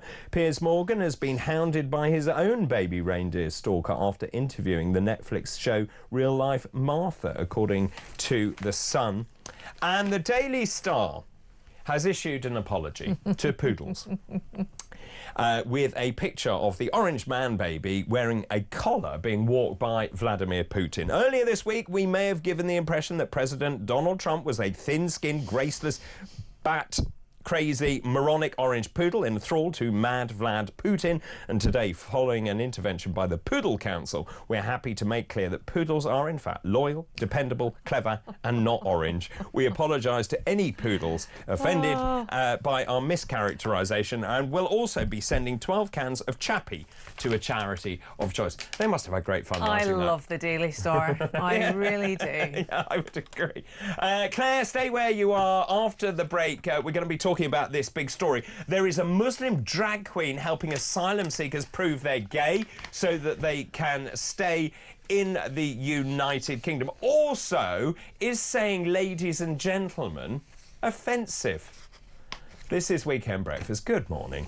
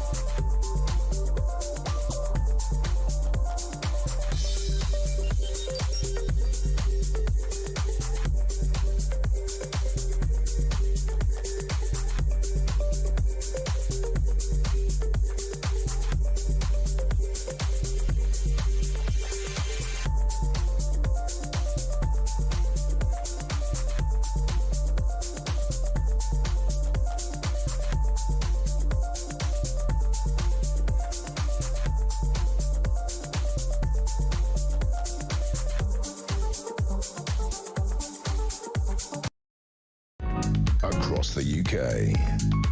On DAB+, on your smart speaker, on your smart TV, and on your side. This is Talk. Hello, welcome back. 7:42, 7:43, Saturday, February the 22nd. I'm joined by the lovely Claire Muldoon. Now, Claire, what do you make about this? So, a Muslim drag queen has acted as a witness for as many as 12 asylum seekers trying to prove they're gay. This is Asifa Lahore, Britain's first out Muslim drag queen, who is a trans woman, gave evidence in 10 or 12 immigration appeals within a year, according to court documents. This is a 42-year-old Southall-born artist and DJ, also gave evidence in 3 separate asylum seeker cases. Apparently, these asylum seekers claim this is the latest ruse, they're gay or bisexual, and that their lives would be at risk if they return to their home countries. The Telegraph reported that the record number of asylum seekers claiming to be gay had been allowed to stay in Britain, rising to 2,133 from 762. They're gaming the system, aren't they? Pretending to be gay so that then they say they face discrimination if they're deported out of the country. It's unacceptable. They're gaying the system, you mean? They are gaying the system. Who on earth is this Muslim drag queen? Is it an expert witness? I mean, I'm sorry. Does he have... what do those things that pick up...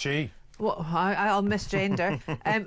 What, these dowling rods? You can sense water from places? No, apparently. So my understanding of this, the claimant was believed to be a gay man because although the pair did not speak to each other in English, I mean, this is just ludicrous, the Bangladeshi man used queer terminology, including top, bottom and verse. Oh, my goodness I've seen him me. flirting with other men in the club scene, and this is something that cannot be put on, apparently. Yes, it can. Yeah, but my point is, who is this drag queen? I've no idea. I mean, why are we wasting money on people who are clearly gaming the system to say it will be unsafe for me to go home because I'm gay?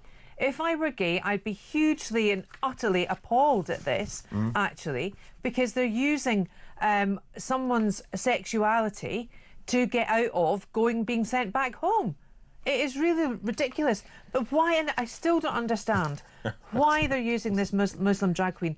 Do they have special powers to determine whether or not people are gay or heterosexual? I assume the lawyers are then deciding, oh, well, this is a perfectly good witness to use in the case to keep this person in the country. Wrong. Of course it's wrong. But this appellant was still legally married to a woman at the time that the appeal took place. Well, they'll say then there's bisexuality involved. People, going to just choose one thing, please, and live by it? You'd make everyone a lot easier. Now, just because your blood pressure's gone up already, apparently saying ladies and gentlemen is offensive. Do you know what? No, it's offensive. It's not, and I'm sorry. Where's the uproar then? If they are trans, either trans women or trans man, they would want to be addressed as ladies or gentlemen. What's the problem? No, well, so wait. This is coming. I can't wait. This is coming from the heady world of folk dancing. Folk dancing should drop terms like ladies and gentlemen to avoid offending minority genders. This is the English Folk Dance and Song Society, I didn't know there was such a thing, is attempting to make centuries-old traditions more inclusive. So apparently you have to use gender-free language because barn dances are sexist and Kayleys, they're sexist. They're not, because you've got a male role and a female role. You've got stripping the willow, you've got the gay Gordons. I mean, if there's anything more quintessentially gay than a gay Gordon. Well, quite right. Stripping that willow well, boy. That's right, but they're male and female roles, and of course what you need is to have cisgender roles, don't you? No, you don't need that at all. It will offend minority genders. I don't care. I don't care. Apparently. Minority was the key word there. Do you think they're actually taking up barn or Kaylee dancing? So they're saying that instead of having a male and female role, what should they have? They should have coloured roles. So you say the red people or the blue people. There was a trigger warning for green people, for heaven's sake. I mean, you want to go and dance to really? relax. Yes. Well, it may offend you if you're green.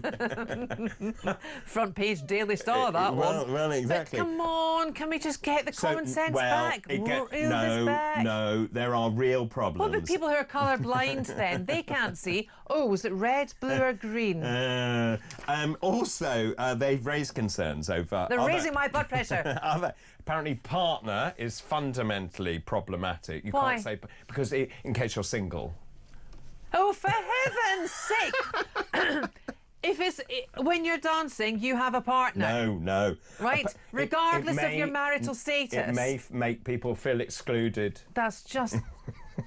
I want to go to one of these places just to throw a grenade, and metaphorical grenade, obviously. Also, the other thing you need to be concerned about is actually having dance floor consent.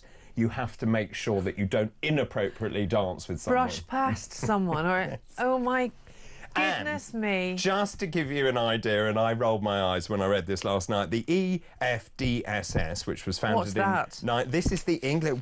Keep up, the English Folk Dance and Song Society. Founded in 1932, and it's based in Camden. I rest my case. We need Tommy in for this one.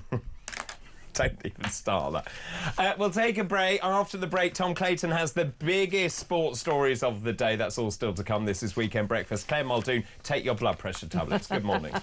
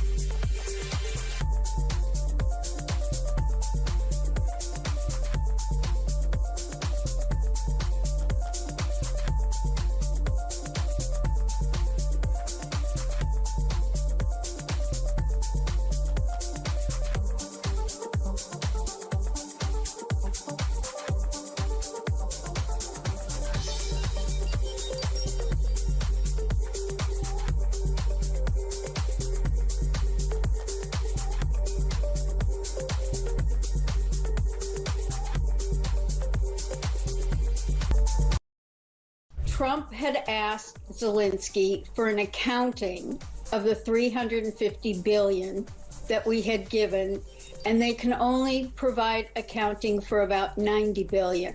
Well, that raises a big question, especially with what's going on with Doge and Elon Musk discovering all sorts of fraud and waste and recirculating money to where it maybe shouldn't go. Donald Trump plays a long game.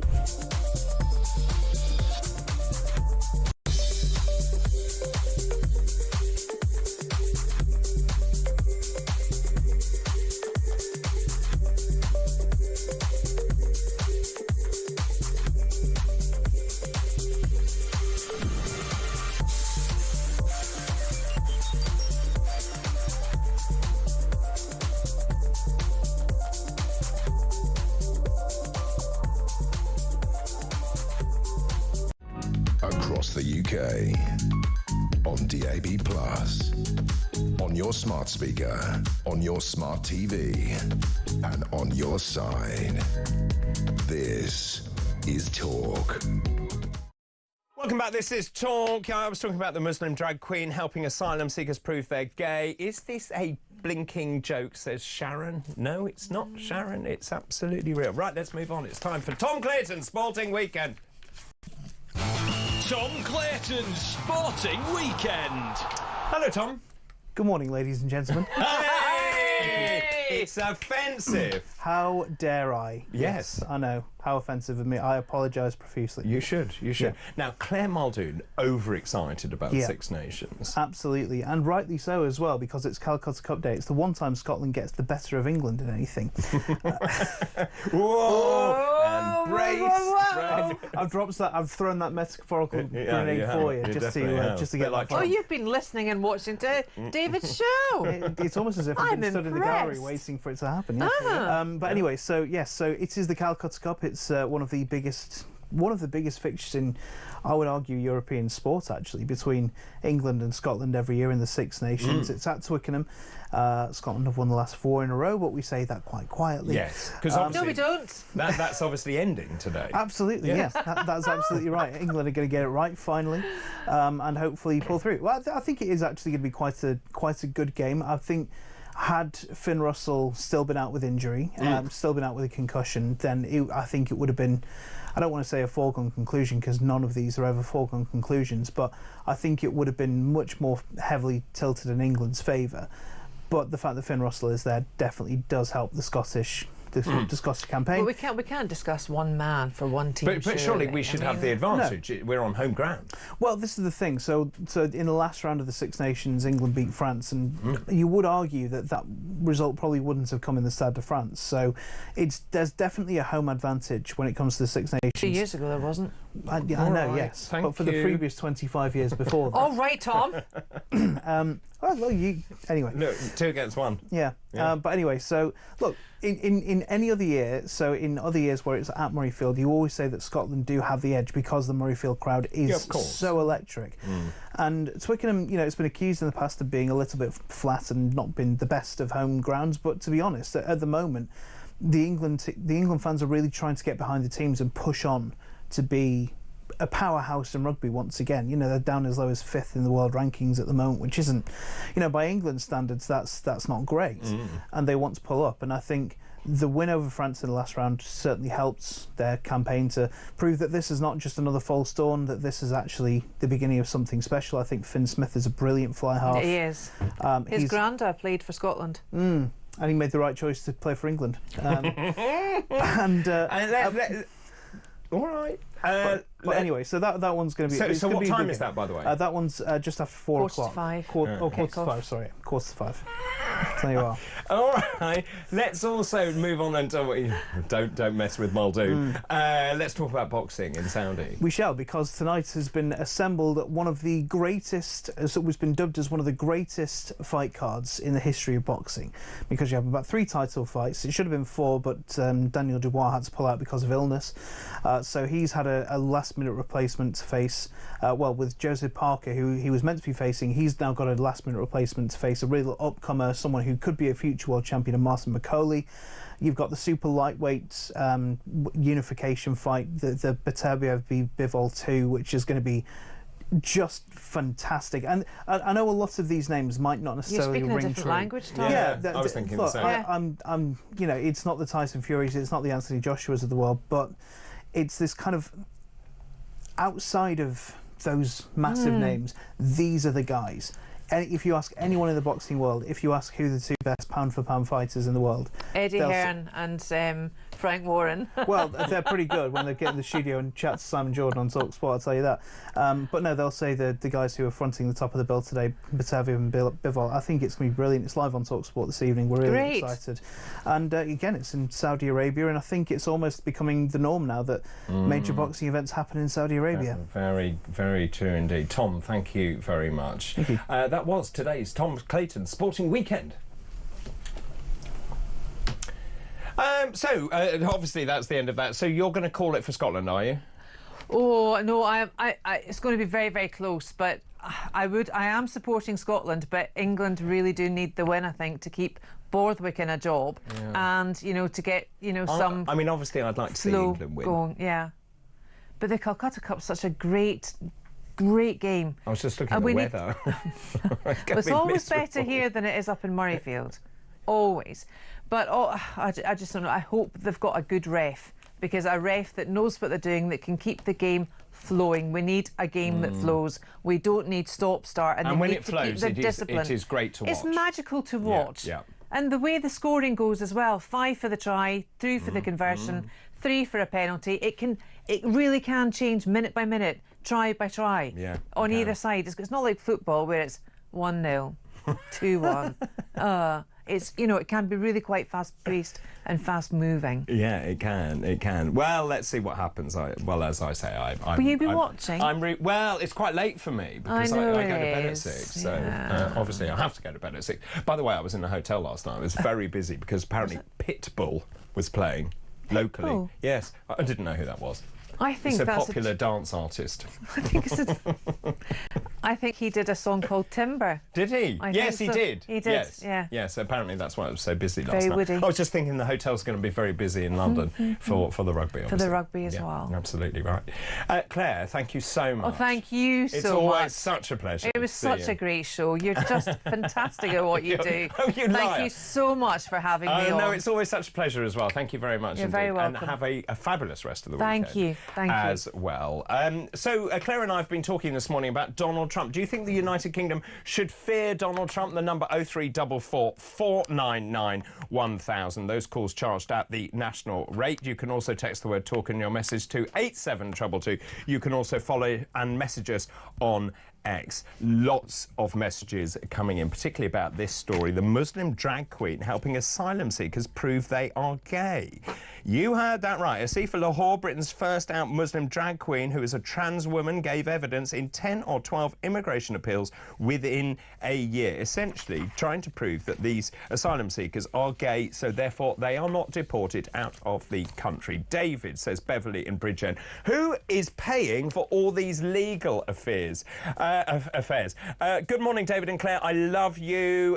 This one says, it's got disappeared. I love you and agree with everything you both have to say this morning. We shouldn't fear Trump at all. However, that can't be said for Keir Starmer and his crazy cabinet. Claire, you should be on more often. That's Michelle in Bristol. Keep all of those messages coming in, please. After the break, we're going to cross the pond to see Caroline Faraday. Don't go anywhere.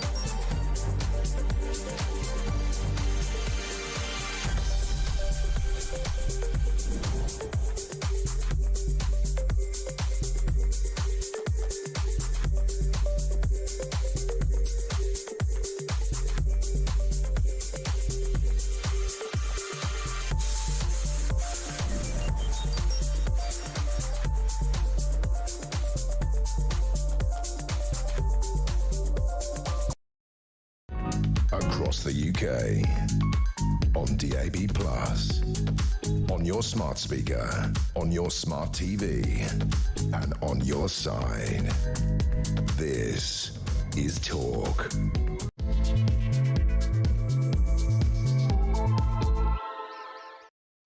Very good morning to you, just after 8 o'clock now on Saturday, February the 22nd. If you've just joined us, where have you been? We've been here for the last 2 hours. Good morning. Great news, as you would expect this morning.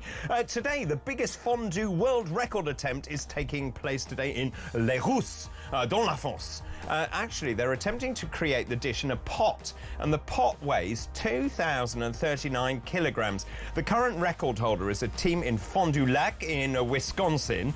Their pot was 8 foot in diameter, but weighed less than half, weighing in at about 900 kilograms. The fondue was made with a butter casa, fontina gruyere, and 1-year-old cheddar. Yum, yum. Yeah, also today it's Margarita Day. No, not the pizza. It's actually a day celebrating the iconic cocktail. It's served either on the rocks or blended. A salted rim is optional, and the original recipe includes tequila, lime, triple sec, or orange liqueur.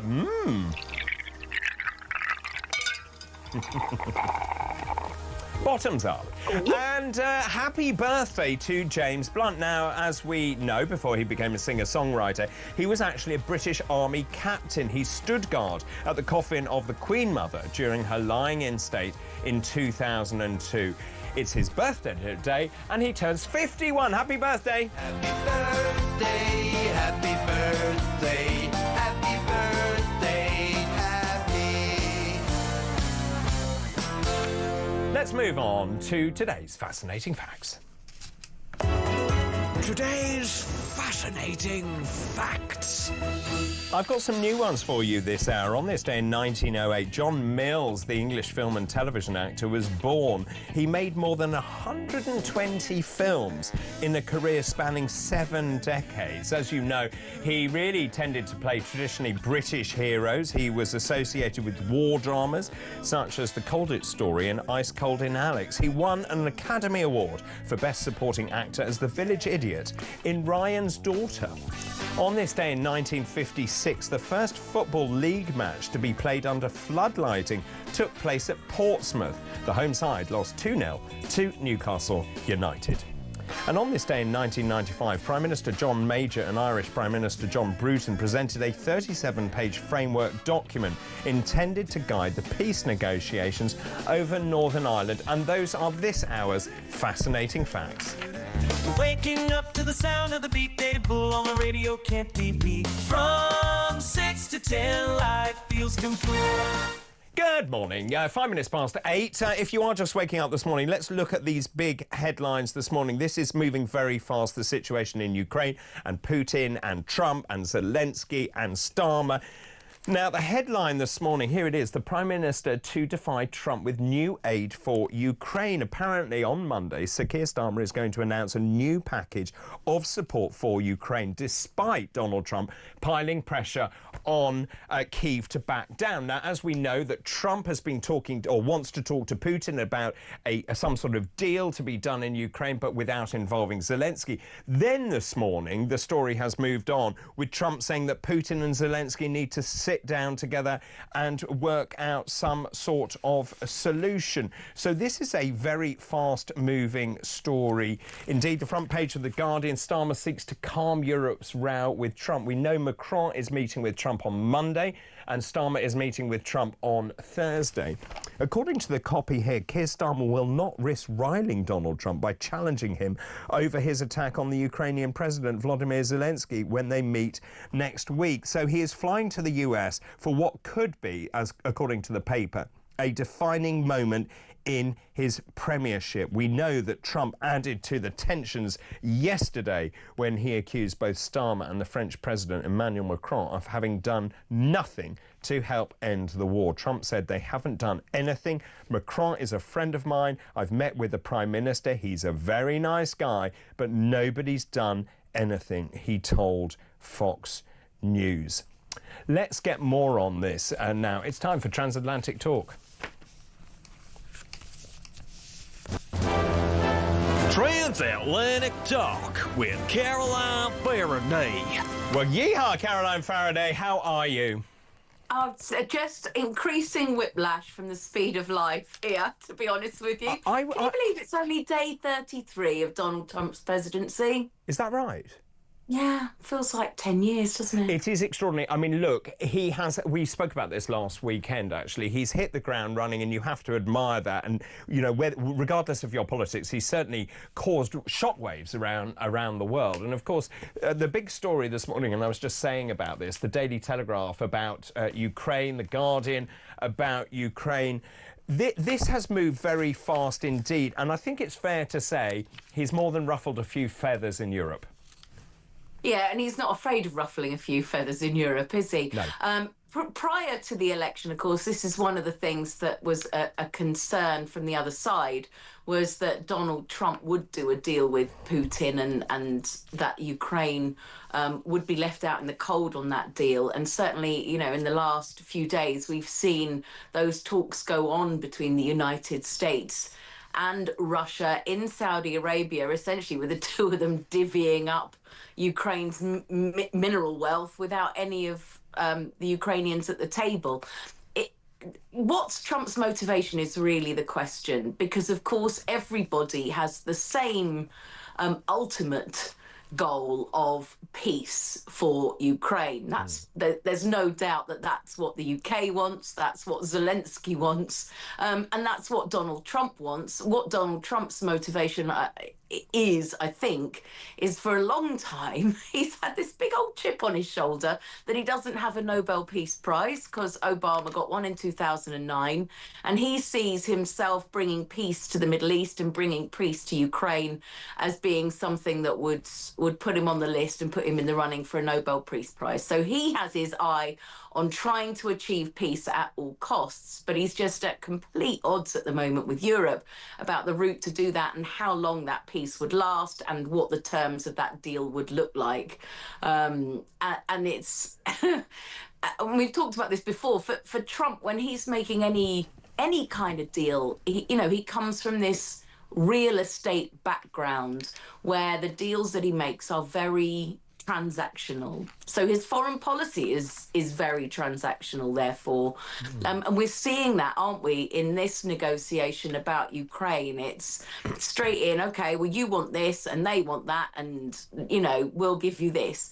And some might argue that perhaps America don't have the right to start giving away parts of Ukraine, or particularly parts of Ukraine that have exceptional mineral wealth. Well, we were talking about this morning. I mean, these very inflammatory statements that he made, saying Zelensky should never have started the war, he's a dictator without elections, that Ukraine is living under martial law, he only has a 4% approval rating.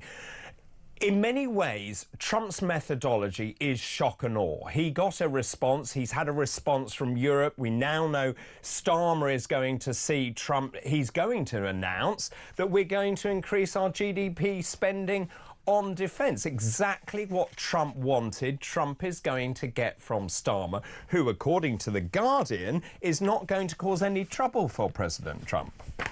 Yeah, it's interesting, isn't it? I mean, it's classic bully tactics. Yes. And it's this idea that a thing we weren't debating, a thing we were not talking about, suddenly he makes this remark, and then everybody's having to go into defend yourself mode.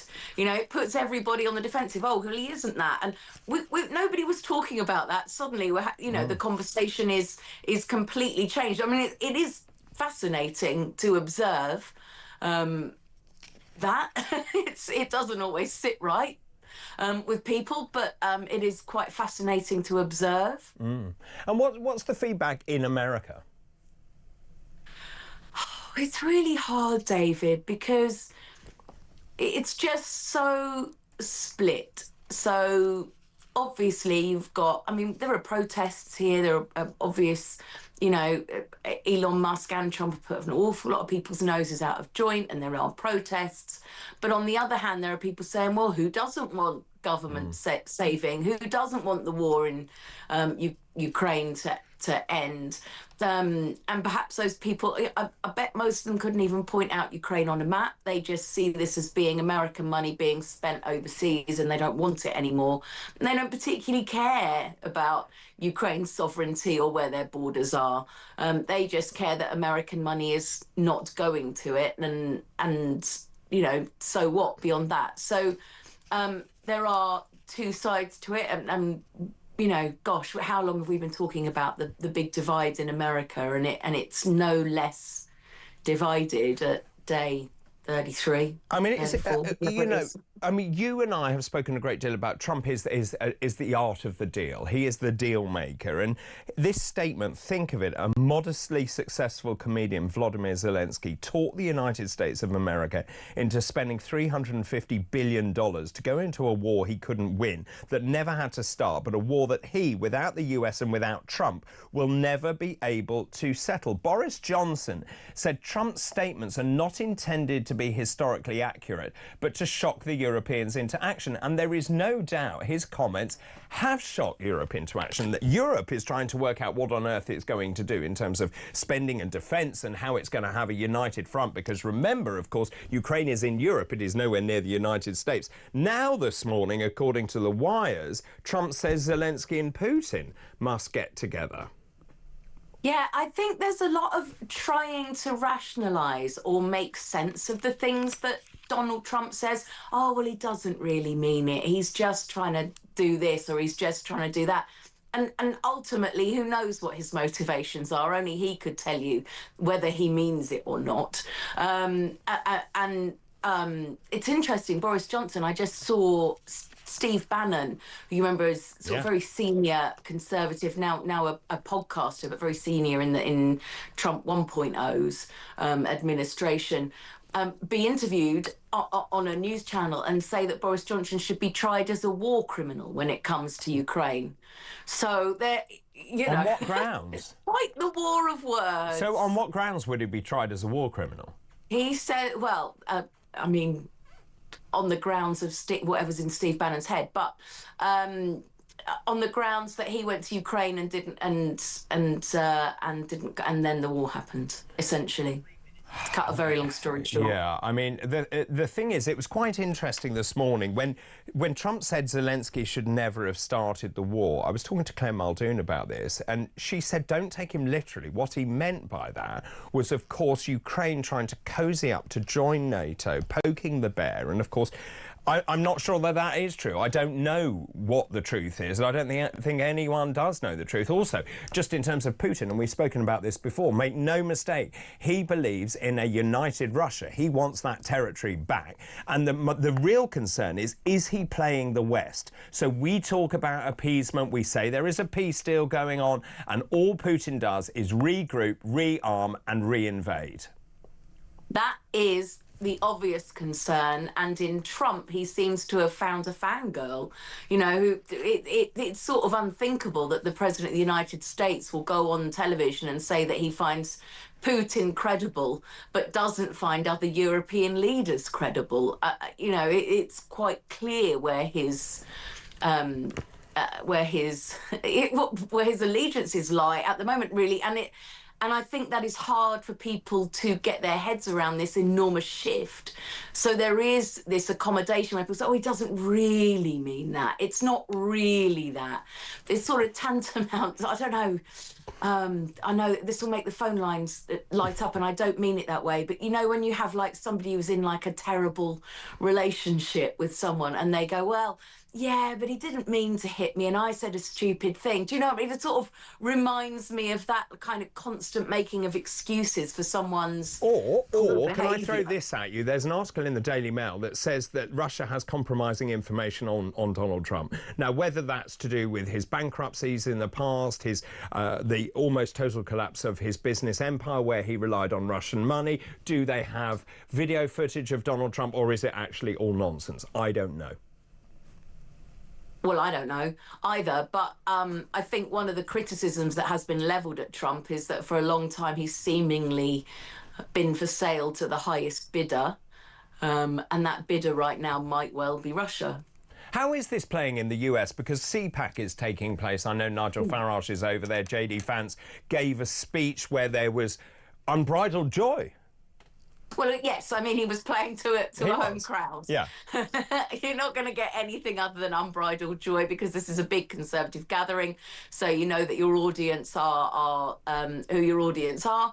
And, you know, that's how it's going to play out. I'll tell you what was interesting. Mike Waltz was somebody else who was interviewed at that. Mike Waltz, confusingly, is not Tim Waltz. He is the US security advisor.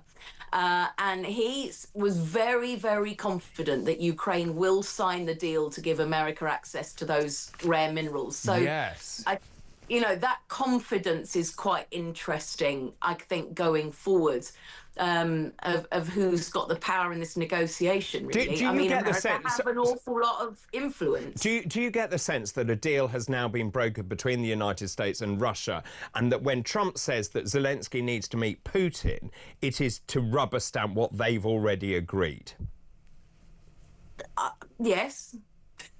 I think that they sat in Saudi Arabia, divvied up their mineral wealth, and then said, here you go, Zelensky, you better go along with this. Don't you?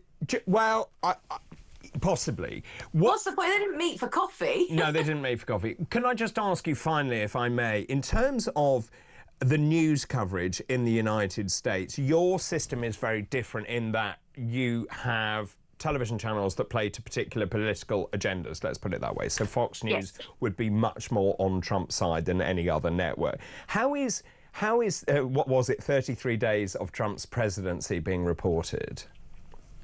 Yeah, so this is like the big difference to the UK, is the news TV channels are like the newspapers are in the UK, and the newspapers have to be, you know, down the middle like you guys are, where you have much stricter rules around balance, and broadcast has those strict rules, but that's not the case here. So MSNBC, for instance, is a more democratic or left-leaning, really, station. Fox News, a right-leaning station, and that is where all the debates go.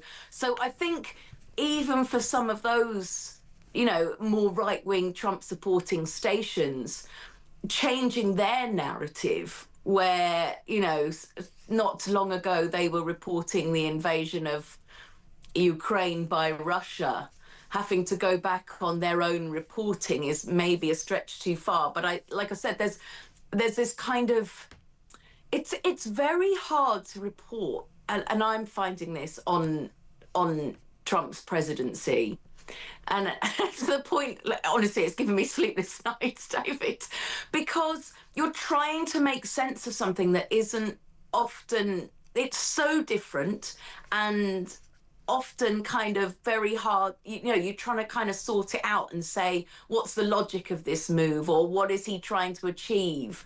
And you're trying to kind of filter through that and put it and kind of find a way to explain it. And I don't know if you always can. I think that's absolutely on the money. I think you can't explain it because Trump is a dichotomy, and that is the difficulty. Yeah, it's really, really, like, I admit it, it's incredibly hard to discuss because we're trying to discuss things in a logical way and then, like, kind of make logic of some of the things that he says that are at complete odds with what you know to be the facts. And then you think, well, does he really think that? Is this an enormous change of policy from the US, or is it a negotiating tactic? And who knows? And we will find out, I think, in the cold light of day at some point. Caroline, always good to talk to you. Thank you very much. Caroline Faraday, broadcaster and journalist. That was today's Transatlantic Talk. Transatlantic Talk with Caroline Faraday. Wow, Jason is on the line from Worcester. Good morning, Jason. Good morning, sir. How are you? Yeah, good, thanks very much indeed. What point would you like to make this morning? Okay, yeah, absolutely. The question of, does the UK have something to fear from the Trump administration, which got me on the phone at 6:30 this morning talking to your researcher. Good. The answer, I think the UK itself doesn't. I think the UK itself has got a lot to look forward to. I think it's the UK government that has a lot to fear from the Trump administration. Interesting. And in short order, you look at where the UK government stand on a whole ream of subjects, whether it's defence, whether it's freedom of speech, whether it's education, whether it's, borders. I mean, pick a subject, right? Throw a dart at a dartboard. And you can bet your bottom dollar Trump is going to be on the opposite side of that spectrum. And so already Starmer's not even seen him yet, and he's already decided that yes, we're going to raise spend. How long has that been in the public forum for debate about how much money we need to spend on defence? And suddenly, oh yeah, we're raising the money. Yeah, we're going to do it. So Trump has played Starmer. Oh, like a fiddle. Like a fiddle. And without using naughty words, Starmer's going to be cacking himself. He is going to be absolutely worried to heaven's send about walking through that door. Because personally, I think Trump respects the UK. Agreed. Doesn't respect Starmer. So I think he's going to tolerate him. And I think basically, to draw a conclusion, not take up too much time, I think Trump could cause a general election, because what I think will happen is Trump will say, Trump will say to Starmer, you need to do this, this, this, this, and this. Okay, and Starmer will be like, what? He said, you need to sort your borders out.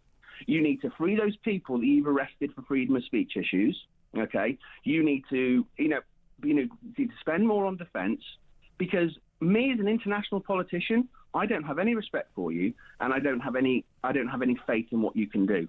Now, can you imagine that when that hits the papers and the news in the UK? Well, I get the sense that Starmer is like a naughty schoolboy being summoned by the headmaster, Donald Trump, and he's already decided he's got all these things to give him. Oh, look, we're going to increase our GDP spending. Here's a note from the King. You can have a state visit as well. That is not an equal relationship. No, exactly right. And I think he's trying to be relevant in front of someone who has a lot more power and influence than he does. And the UK government know they're lost, they're done. In the meantime, you've now got people, you've got Reform, I've lost my thought now. You've got Reform going in, at the conference at the moment in the US. All these right-wingers, Liz Truss, thank you, yes, CPAC. You've got all these right-wingers who are brethren. They are eating out the same soup bowl, and Trump's there going, who's this guy in power? Oh, he's a raging communist. Why? And it's like, get rid of him. And of course, the other fly in the ointment is, of course, Trump has a relationship with Nigel Farage. And that was going to be my point. Yeah, I couldn't think of the name. But yeah, that's exactly right. I mean, they are two peas in a pod. Farage was there, from 16 to 20, supporting him when no one else was. And then during all the, the Russiagate stuff, Farage was there. Meanwhile, the Labour and Lammy were bashing Trump left, right and centre because it was easy. And now they're panicking because they know they've got nothing to offer Trump. They're on the back end of the discussion, and they've got nothing to offer. Meanwhile, Trump's there thinking, do you know what? We're going to do things my way, and this is what you're going to do. And if you don't do it, I'm going to have to U-turn on everything, and he can't do it because he's a raging Marxist. So, everyone will see it, and everyone will go, do you know what? Now is, when does incompetence, I nearly said this to Alex yesterday, when does incompetence become a no confidence vote? And it becomes a no confidence vote when the leaders of the free world has no confidence in you. Jason, really strong call. Thank you very much for calling in this morning. I'm asking this morning, should the UK fear Donald Trump? The number 0344 499 1000. Those calls charged at the national rate. We'll talk more about this in a moment, because after the break, it's our head-to-head. Joining us this morning is Andrew Eborn, who's a barrister and broadcaster. Also Andy Williams, political commentator. We'll talk more about Trump. Also, I'm going to talk about another story about what has happened at a fast food restaurant called Five Guys. I don't think you'll believe your own thought process on this one. That's all still to come. This is Weekend Breakfast. Good morning.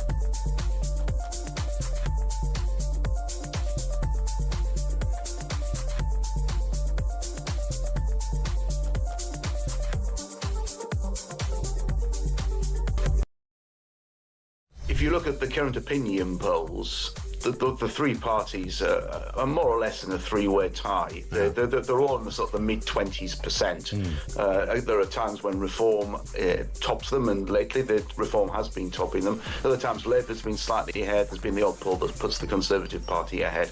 All I will say is that we're around 4 years away from a general election, and anything can happen in 4 years. If a week is a long time in politics, I don't know how you would describe 4 years.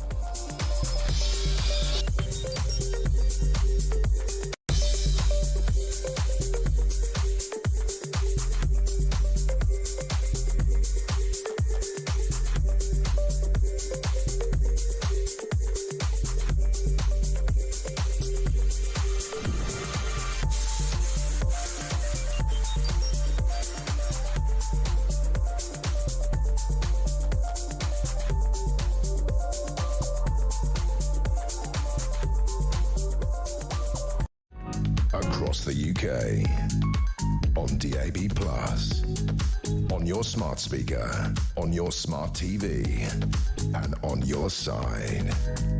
This is Talk. Welcome back. This is Talk Weekend Breakfast, 8:30, Saturday, February the 22nd. Lots of messages coming in. Good morning, says Mike.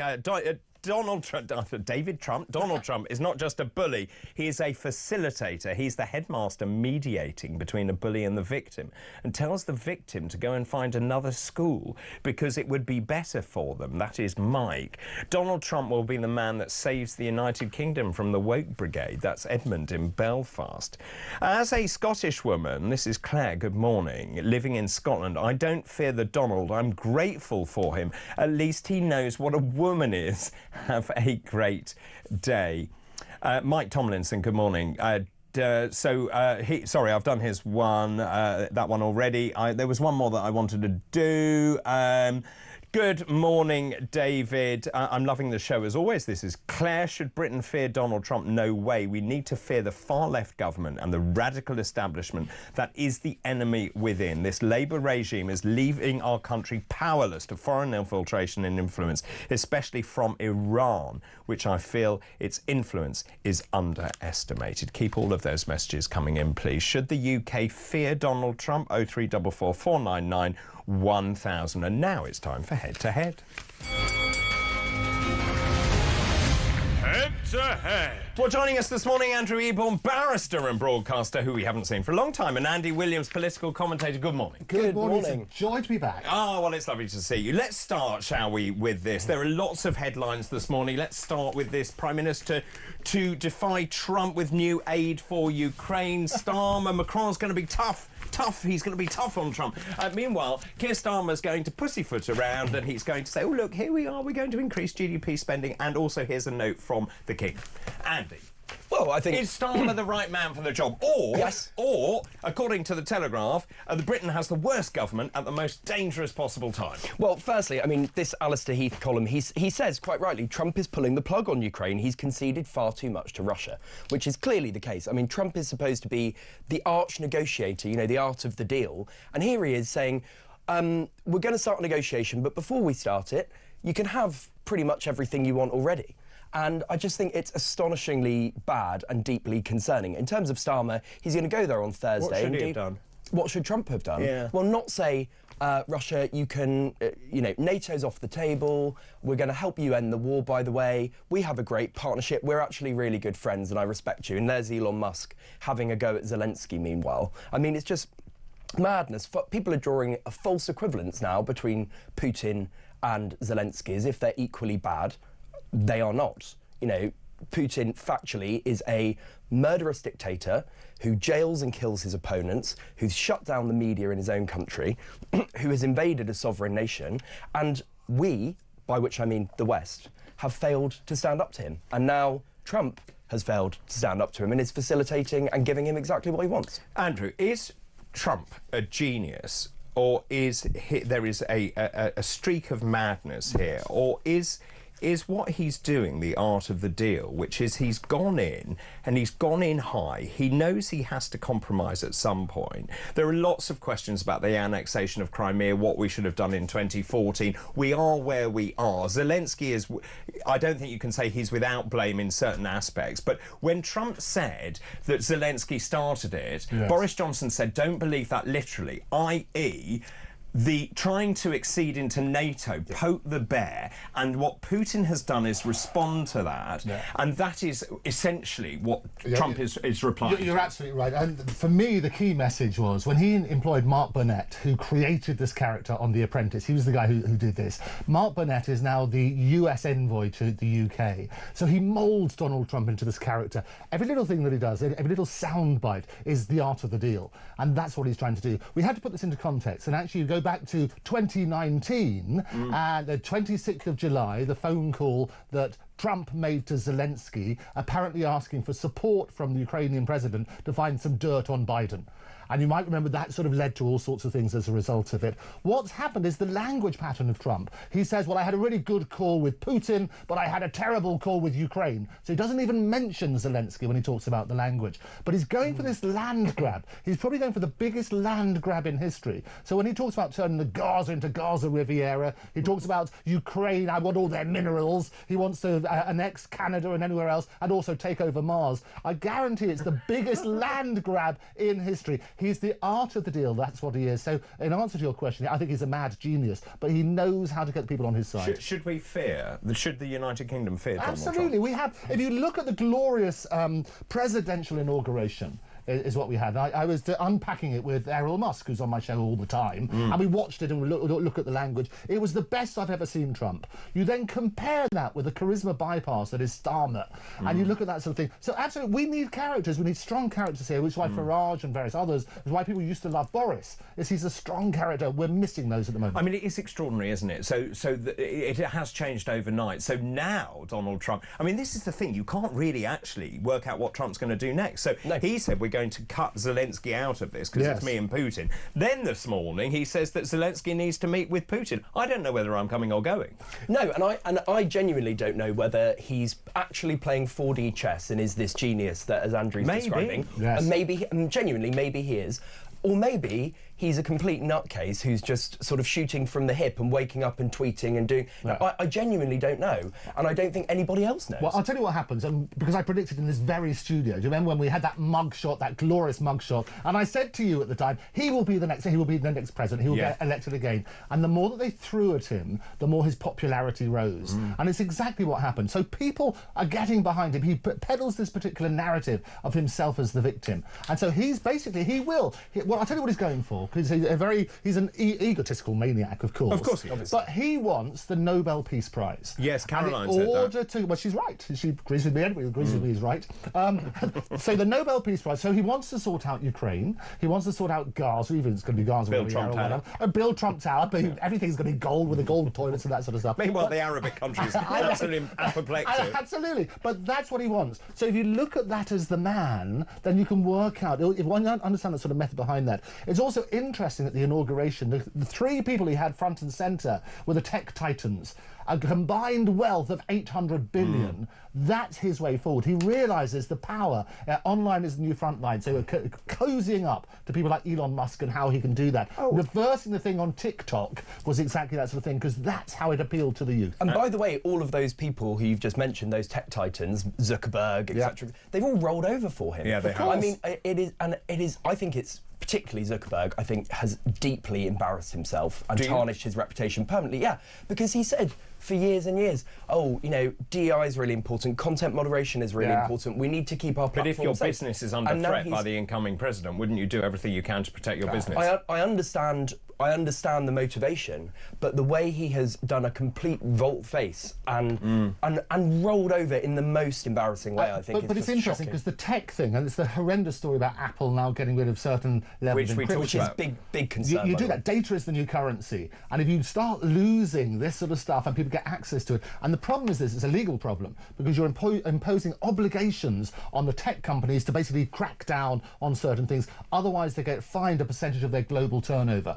So what happens is he needs the tech titans are cozying up to Trump to basically get rid of some of those regulations. He can apply that pressure because the money will then go to tech titans. Let me ask you about that, Andy. So obviously, this is the United Kingdom government saying we need a backdoor into Apple's encrypted iCloud so that we can look after nefarious characters and see what they've been getting up to online. Apple says absolutely not, there is no backdoor. So what they've done, because the UK government said this is going to apply to a global population, Apple has turned around and said, right, we're turning it off in the United Kingdom. Crazy.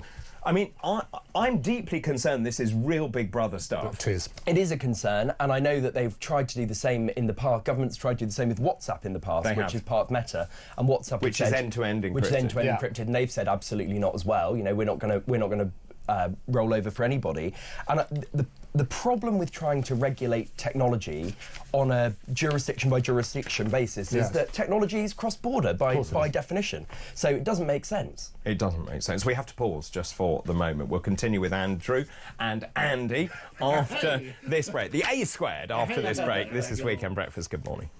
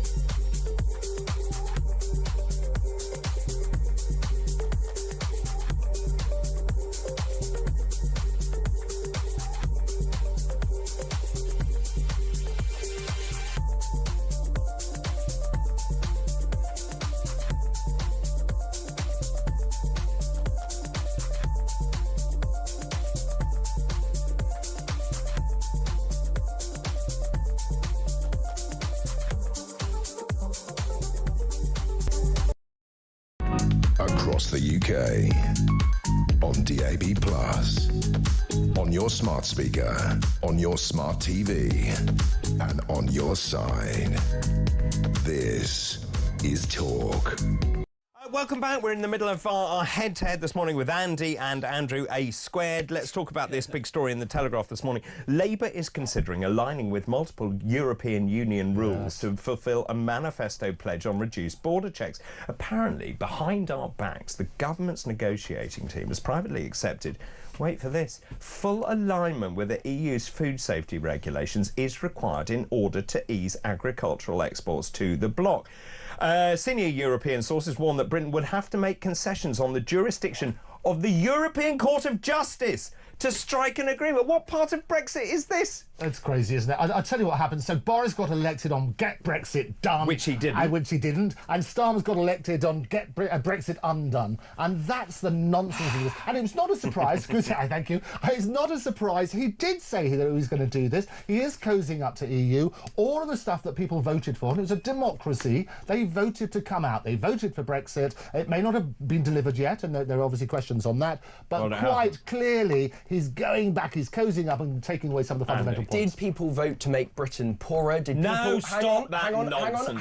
Hang on. Did people vote for a 27% drop in exports to the EU? Did people vote for a 10%... Wait. No. Did people vote for a 10% decline in our overall trade globally? No, they didn't, but that is the outcome. So should they undo Brexit? Should they undo Brexit? No, and I'm not in favour of... I've never been in favour of that, and I'm not in favour of a second referendum either. OK, hang on a minute. I'm in favour of making Brexit work properly. Well, I would agree with that, but also, we knew at the time that it would be a long-term solution, so that there would be a dip in trade initially, but it would regrow. So is the answer then to kowtow to the European Union and say, OK, roll over, tickle our belly, we will align ourselves with your regulations, or do you have mutual recognition of our standards as a developed country? The EU actually recognises our standards. Yes. Well, you could do that. You could look at it as kowtowing. I am looking at it. And like if you're, that. and I'm sure if you're Jacob Rees-Mogg or if you're Nigel Farage, that's what you know. Or Brexit's David Bull. Or David Bull, indeed. Which one of those? All of them. All three on Saturday. More so.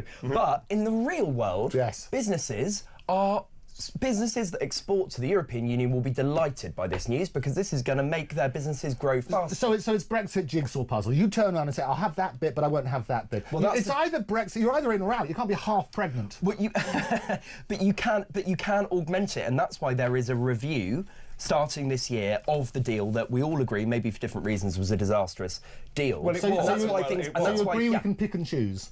Well, we can pick and choose some aspects, but obviously there are red lines on both sides, aren't there? Well, also, the price of all of this. Remember, the EU played a blinder in terms of the way they negotiated, and they did it extremely well. The price of all of this, if we give an inch, the price will be UK fishing. Yes, they want our fish. They do. And we are slowly getting recovery of our fishing. No, absolutely. British fishery is the best in the world. The reality is this. We should get a bit of the Trump influence, where he turns around and says, tariffs, my favourite word. You use that as a negotiating tool. We need tougher negotiators, not people who kowtow, as you say, turning around. It's a reversal of one of the Brexit principles, and it's wrong. I believe so. Good for business.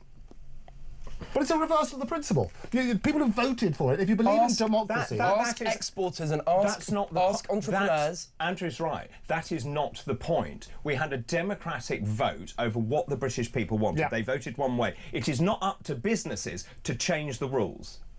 Simple. Simple. Democracy. I think we should be looking at what matters is what works, and I think we should be looking at the common sense position, which is closer alignment, not going back into the EU. But the point is that actually what we should be doing is trading more with the rest of the world and setting standards in this country and having this as the gold standard instead of kowtowing to Europe. Exactly. Yeah, well, I think we should be doing both. Well, you can't not kowtowing, but aligning so they can to boost our trading so they can recognise our standards. Absolutely. You come to us. And that's what people voted for. And you believe in democracy. I do, absolutely. Thank you. So if you believe in democracy, we're right. Thank you. We've done it 2 against 1. Right. Yes. I think we'll have a short pause, because then I want to talk about what's going on in Birmingham at the Five Guys store. And also, I would like to talk about the story that I mentioned to Claire Muldoon, because apparently saying ladies and gentlemen to people is terribly offensive. Oh, it is. In the meantime, how would you like to win £25,000 right now? It's competition time, and we're giving you a chance to win a whopping £25,000. So what do you need to do to get involved? All you have to do is text the word prize to 83338, or you can enter by post. It's as simple as that. Once again, to get involved, just text the word prize to 83338, or you can enter by post. 18 plus, UK excluding NI. Enter by SMS for £2 plus one standard network charge by 11 p.m. on March the 3rd, 2025. Or send your name, email and contact number to £25,000 cash competition, PO Box 3190, Colchester CO2 8GP, to arrive by 5 p.m. on March the 6th, 2025. This is a News Broadcasting Network promotion. Full terms and conditions at talksport.com. Wow, £25,000. So there you are. We'll go to a break. After the break, I want to talk about Five Guys. They've made a major change to a Birmingham store in the United Kingdom. They have made a Birmingham restaurant halal only and banned booze. We'll talk about that after this break.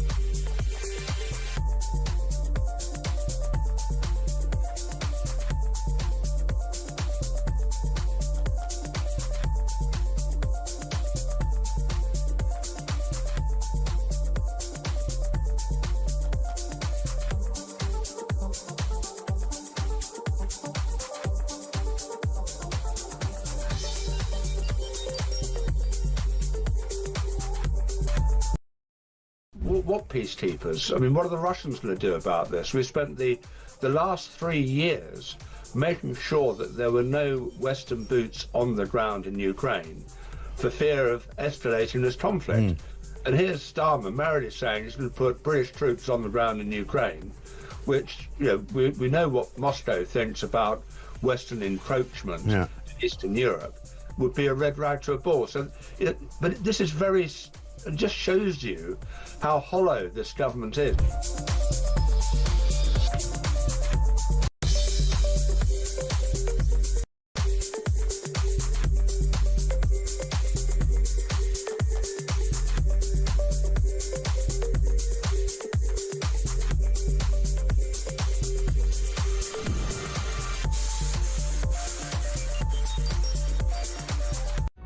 Across the UK.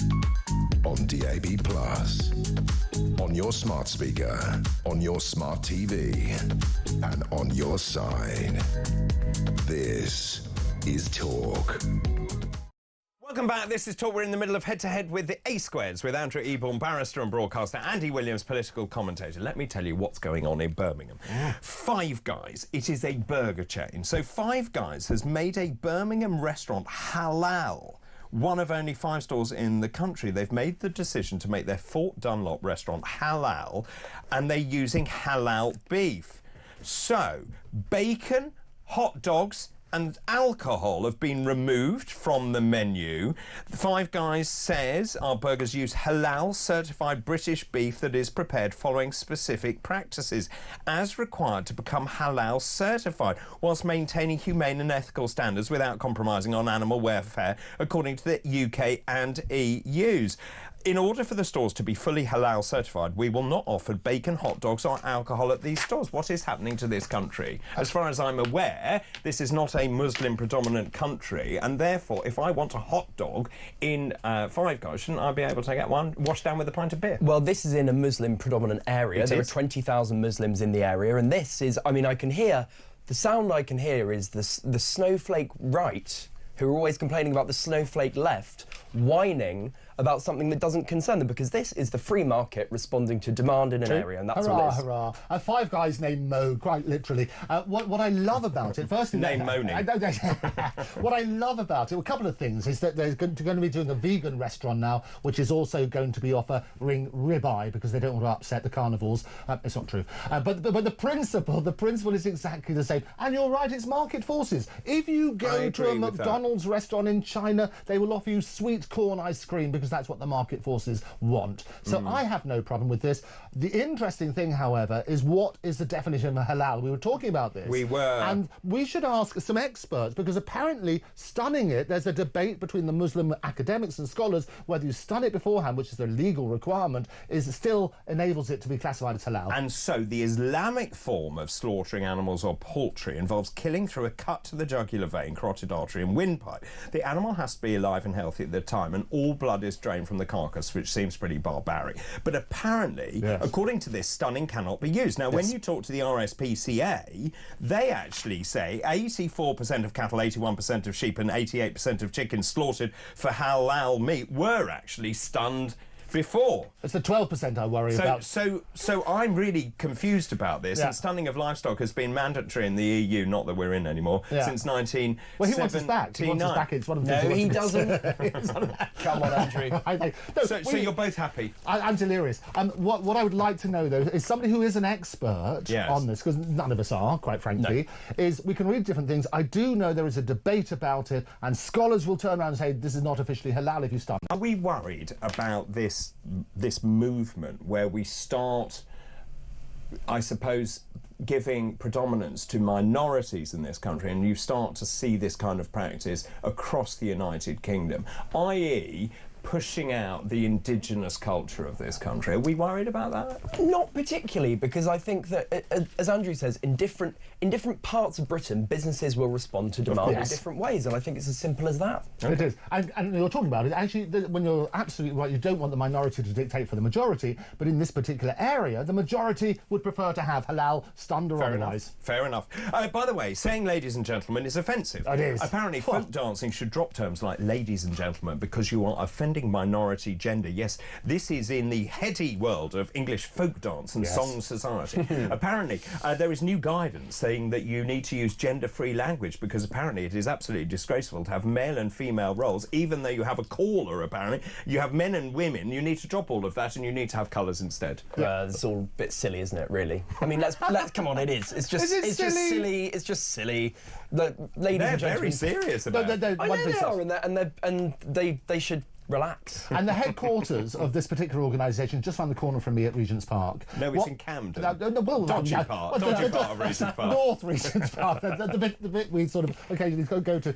What's interesting is their suggestions as to how to replace ladies and gentlemen. They suggested larks and robins, which is a load of rubbish. I want to be a hawk, not a lark. I get more offended being called a robin. Larks sound lovely. Larks and robins, bands and bears, and leads and follows. So you're going to divide leads and follows. So that's even worse, isn't it? I understood the colours, though. I could get on board with what colour would you be? Well, I'd probably be a very strong masculine you blue. Would? Boo! I'll be a red. Also, Furious. Apparently you can't use the word partner. No. It's problematic. Of course it is. Why? Well, in case you're single. No, yeah, exactly. Which is why you go Kaylee dancing.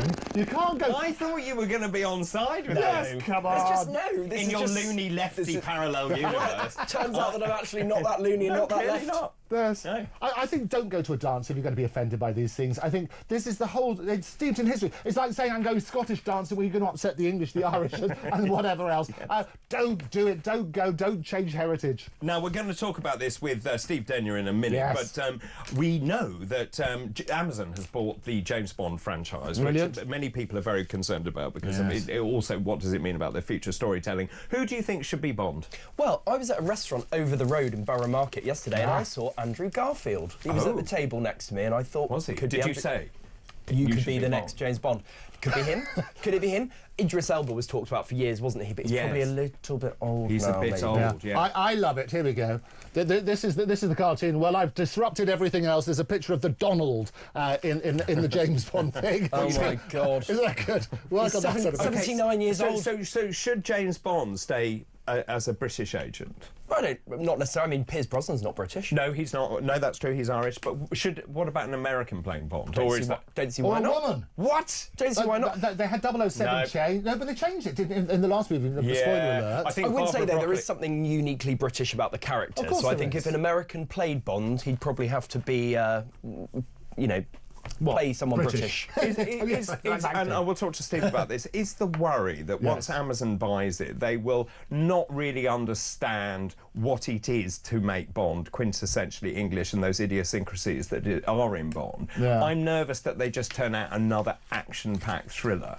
I don't think they'll damage the brand. I think the reality, they know what they're doing. Bond is quintessentially British. You have to work on that sort of basis. But I'm also not one, we sort of turn around and say the whole idea about acting is that you can act. And as soon as you're just casting people because they're a particular colour, creed, sexuality, whatever, it's irrelevant. You're getting out that sort of side. They will not damage the brand because it will hit them in the wallet. I'm saying James Norton. I think he'd be really good. Not Graham Norton. I think Graham Norton would be glorious. I'll tell him that when I see him. Second Irish Bond, why not? Graham Norton it is then. Can you imagine? Thank you very much, gentlemen. Really good to see both of you. Andrew Eborn, barrister and broadcaster, and Andy Williams, political commentator. And that was today's Head to Head.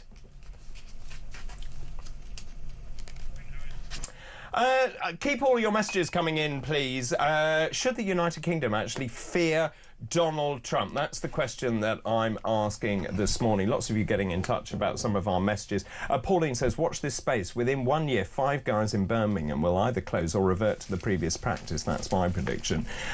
Carl says, actually, gentlemen, you are wrong. It is not a Muslim-dominated area. There is one about 2 miles away. Actually, the Nando's there is not halal, whereas the Nando's further down at Star City is halal. And Carl seems to know, obviously, a local. Good morning, David. The Five Guys news is incredible. This isn't a Muslim country where alcohol is banned. Beer should be sold and we should have a choice. The same as... I'm with you, actually. I'm with you. This is Mark in Caterham. This is just a case of pandering to an area becoming a mini Muslim country. Free choice, fine, but in Birmingham, is it really fully Muslim? Mark, there, loads of you are getting in touch about this. I'll go through some more of those after this break. I haven't got time to go through all of those. But should the UK actually fear Donald Trump? Get in touch with all of that. After the break, we're going to be talking about the German elections.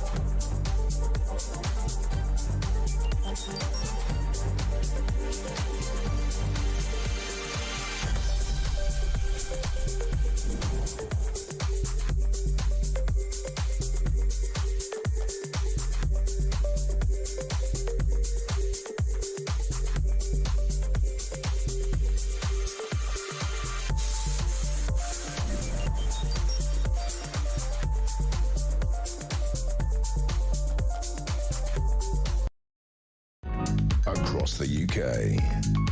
On DAB+, on your smart speaker, on your smart TV, and on your side. This is Talk.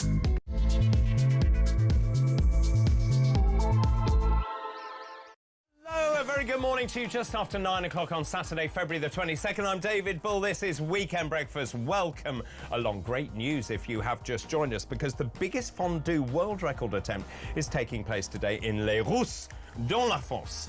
They're attempting to create the dish in a pot, and the pot weighs 2,039 kilograms. The current record holder is a team in Fond du Lac in Wisconsin. Their pot was 8 foot in diameter, but weighed less than half, weighing in at 900 kilograms. Now, the fondue was actually made with butterkäse. David's pronunciation of the German cheese, it's not butterkäse. What is it then? It's Butterkäse. Oh, Butterkäse. Not butterkäse. Thank you. All right, Butterkäse. Well done. Butterkäse. Fontina Gruyere and 1-year-old cheddar. Butterkäse. Yum.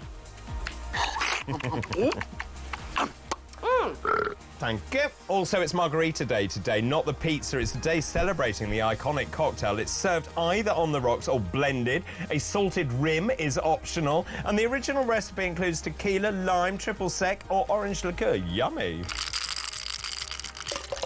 Bottoms up, bottoms up. Happy birthday also to James Blunt, obviously the singer-songwriter. Before that, he was a British Army captain and stood guard at the coffin of the Queen Mother during her lying-in state in 2002. He is a very youthful 51 today. Happy birthday. Happy birthday to you. Right, let's move on to this hour's fascinating facts. Today's fascinating facts. So today's fascinating facts, on this day in 1857 was the birth of Sir Robert Baden-Powell, the English hero of the siege of Mafeking during the Boer War. He obviously then founded the Boy Scouts. Weirdly, on this day, the same day in 1889, was the birth of Lady Olive Baden-Powell, his wife. She was Chief Guide for Britain in 1918 and World Chief Guide in 1930. Also today is World Thinking Day, celebrated since 1926. It's a day of international friendship, speaking out on issues that affect girls and young women. On this day in 1908, John Mills, the English film and television actor, was born. He made more than 120 films, spanning a career of 7 decades. He often played traditionally British heroes. He was particularly associated with war dramas, such as The Colditz Story and Ice Cold in Alex. He won an Academy Award for Best Supporting Actor as the village idiot in Ryan's Daughter. On this day in 1969, this was the last time all 4 Beatles were together for a recording session. And those are this hour's and today's fascinating facts. Weekend mornings we're taking flight. With David Bull, everything feels right. Weekend breakfast, shining like the sun. Good morning, 6 minutes past 9 on Saturday, February the 22nd. Thank you very much for joining me this morning and for your company this morning. Let me just whiz you through the papers this morning. The Ukraine situation is changing very quickly indeed. The front page of the Daily Telegraph. Prime Minister to divide Trump with new aid for Ukraine. That flies in the face of US policy. Also this morning, so we know that Trump is trying to do a deal with Putin in terms of trying to end the war in Ukraine. We were talking about this morning, that he wants a Nobel Peace Prize. That's what's behind all of this, cutting out Zelensky in the process. Now, this morning, the story has moved on. Trump is saying Zelensky needs to meet Putin. Does that mean that a deal is now on the table and that Zelensky has to ratify that? It remains to be seen where we go with that. Now, at the same time, Macron is meeting Trump. This is on Monday. He says he's going to be very forceful with Donald Trump and use some very rigorous wording.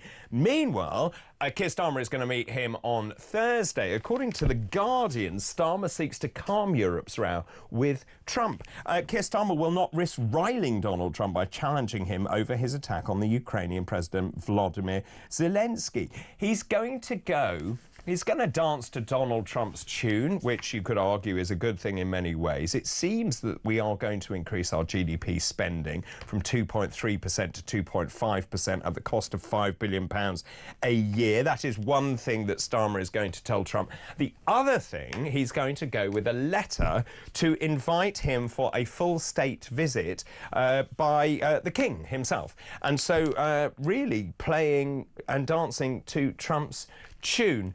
There's also a really interesting story in the iWeekend, if you fancy reading that. Russian links to drone sightings over secret UK bases. MPs call for an investigation. This is in my neck of the woods, in RAF Lakenheath and also Mildenhall, talking about Russia being emboldened on the back of Trump's presidency and carrying out covert operations in the United Kingdom. We were also talking about this story in Birmingham about Five Guys, which is a burger chain, has made one of its restaurants halal only.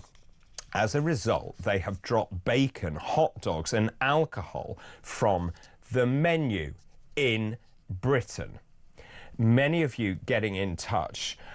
David, Nando's in Luton is halal. This is Nicola in Hertfordshire. Googling it, I found that 80 around the UK are halal. The Five Guys thing is nothing new.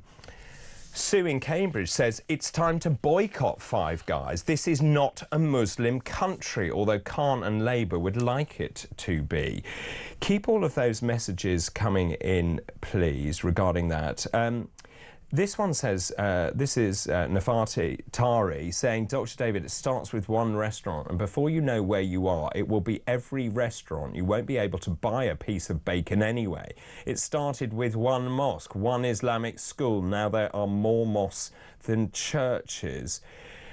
David, great show. Thank you, Sue. Good morning to you. A few years ago, Westminster Council had a small fete in a local park. They had a barbecue and all the meat was halal. So this has been going on for years. Why must we be forced to eat halal if we don't want to? Mark in Norwich, this has obviously touched a nerve this morning. Five Guys are also doing it in a London restaurant where only 18% of the local population are Muslim and 34% are Christian. I'm boycotting every Five Guys in the country because what they are doing is highly offensive to our Christian country. It is like a church being converted into a mosque. It is highly disrespectful and it should be illegal. David, this is David in Lancashire. Good morning, David. I personally don't have a problem with fast food outlets, etc., serving halal meat as long as it is named perfectly clearly so customers have a choice whether to buy the product or not. Good morning, David. This is Mark in Caterham. The Five Guys news is incredible. This is not a Muslim country where alcohol is banned. Beer should be sold and we should have a choice, the same as pork. This is just a case of pandering to an area becoming a mini-Muslim country. Let me know your thoughts on that, please. Has Five Guys got this right? Are they actually just reacting to the local market and actually this is a free market economy and they're doing the right thing? I just wonder whether it's the right decision to take bacon off the menu and alcohol off the menu in a predominantly Christian country. The number 0344 499 1000. Those calls charged at the national rate. Let's now talk about what is going on in Germany. There is according to the BBC, there is a political tidal wave crashing across Germany, according to the AfD. This is the right of centre. I'm going to say right of centre party. They're often described as far right. It has been labelled radical, racist, anti-democratic by its opponents. The Germany's Domestic Intelligence Service says the party is anti-constitutional. If the polls are right, and I'm looking at the latest YouGov poll, which I think we've got, the latest YouGov poll, and the reason this is important is not just what's going on in Germany, it's what it means for the extrapolation of Europe. So the AfD is now looking like it will come second at 19.7%, with the CDU-CSU coming first at 29.9%.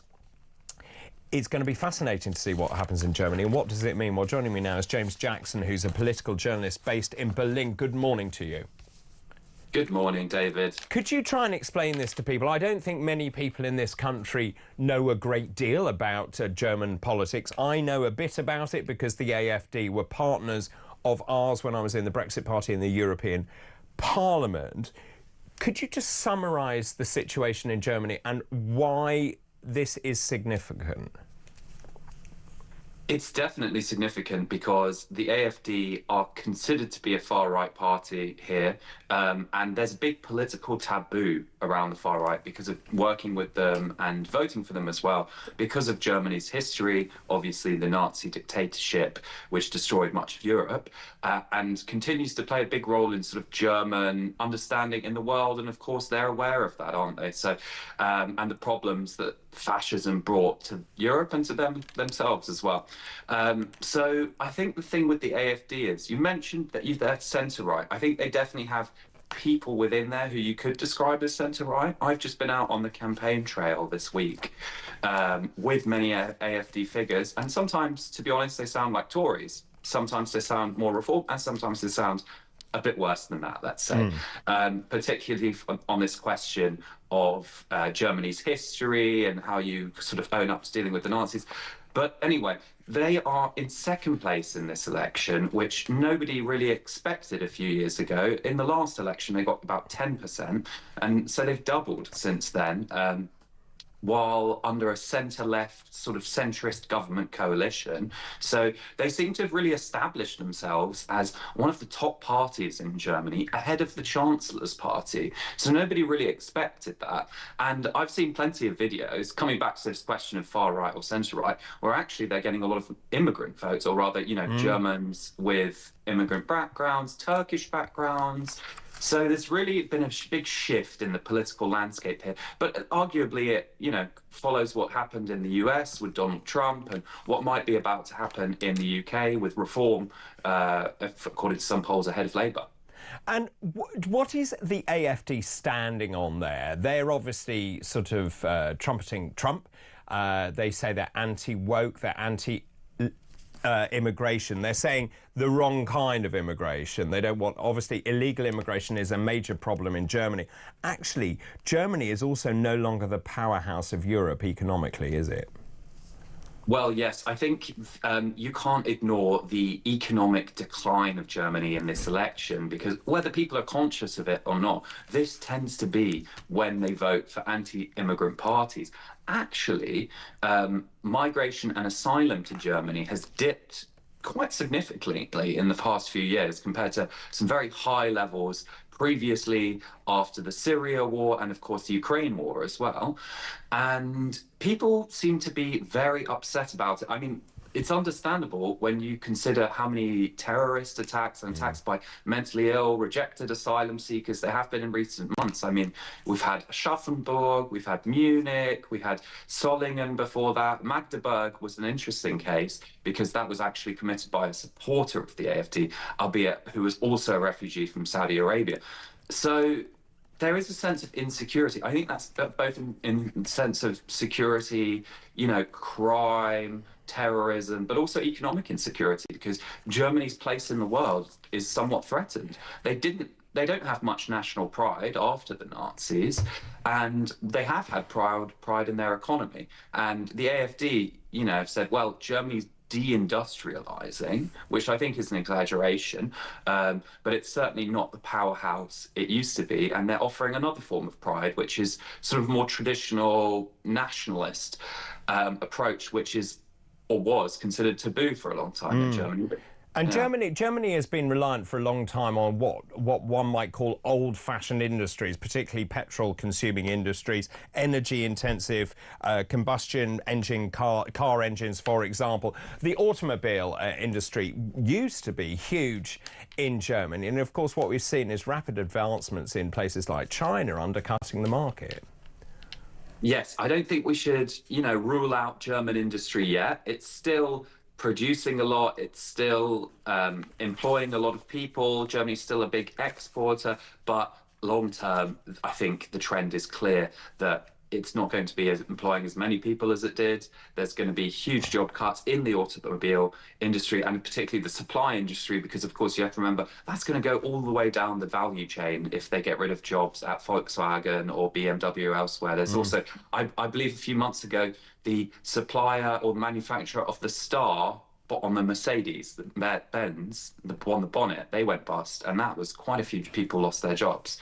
So we shouldn't rule Germany out yet, but Germany hasn't quite worked out how to become a future-facing economy. They're not very good with digitalization or services, to be honest.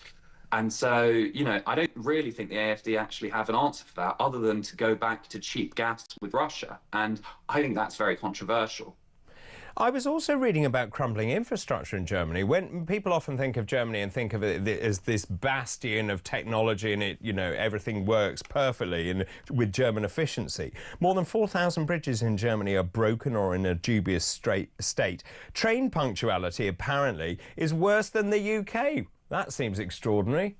Yeah, that was according to a new analysis by the Financial Times. And of course, Olaf Scholz said, well, we don't want Britain's broken railways. And it seems like, you know, Germany's are more broken in terms of punctuality. I will say German trains are very nice. I don't know if you've ever been on them. Much nicer than British ones. They are.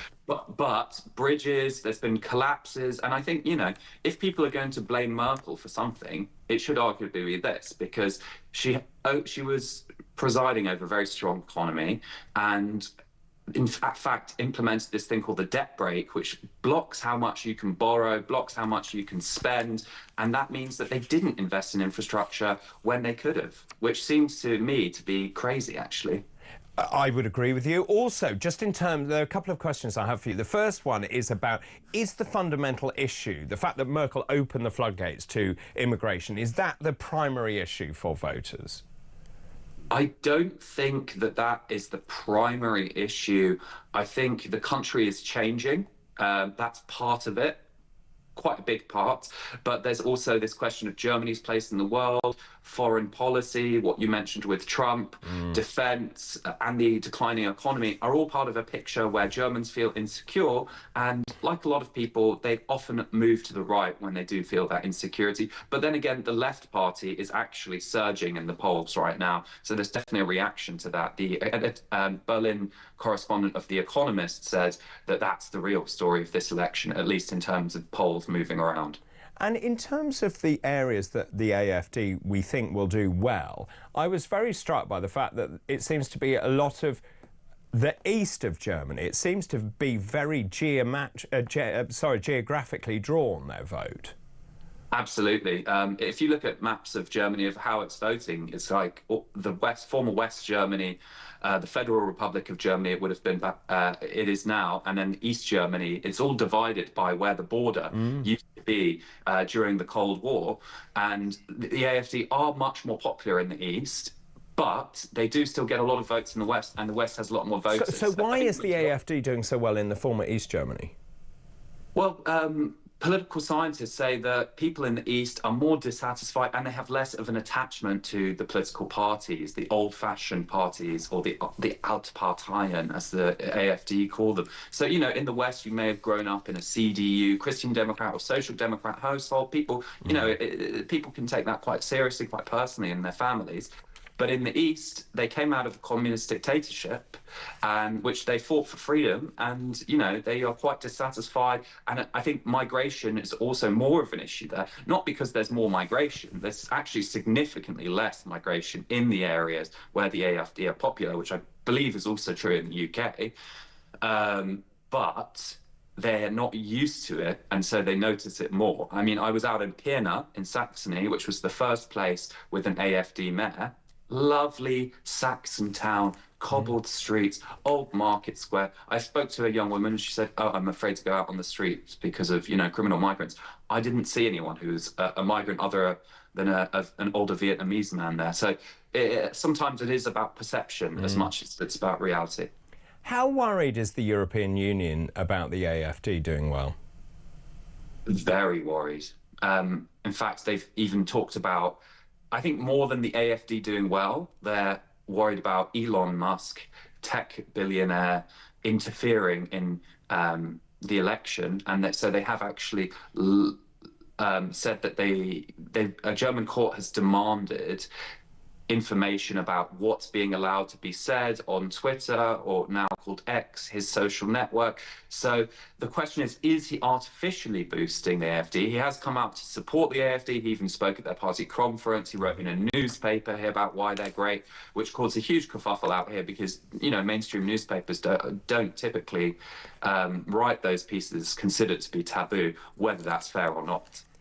And the German political system is such that it was designed so that one party doesn't have dominance post-Second World War. Is that the undoing for Germany, or does the coalition government work in terms of leadership direction for Germany? I mean, I'm a big fan of the proportional representative system here in a sense, because it's very fair. If you get 30% of votes, you get 30% of seats. Which it isn't in the UK. Yeah, I think it's quite unfair, actually, in the UK. But what it means is you do have to form a coalition.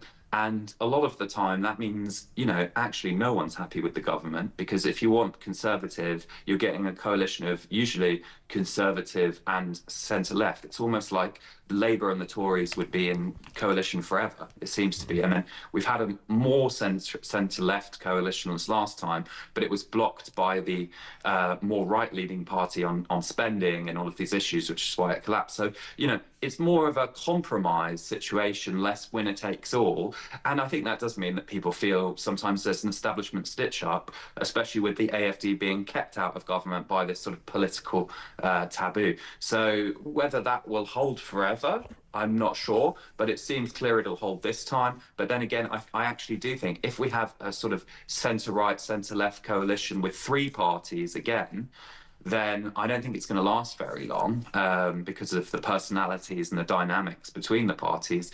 But so it could collapse, and then maybe the AFD could be in government by, let's say, 2028. Wow.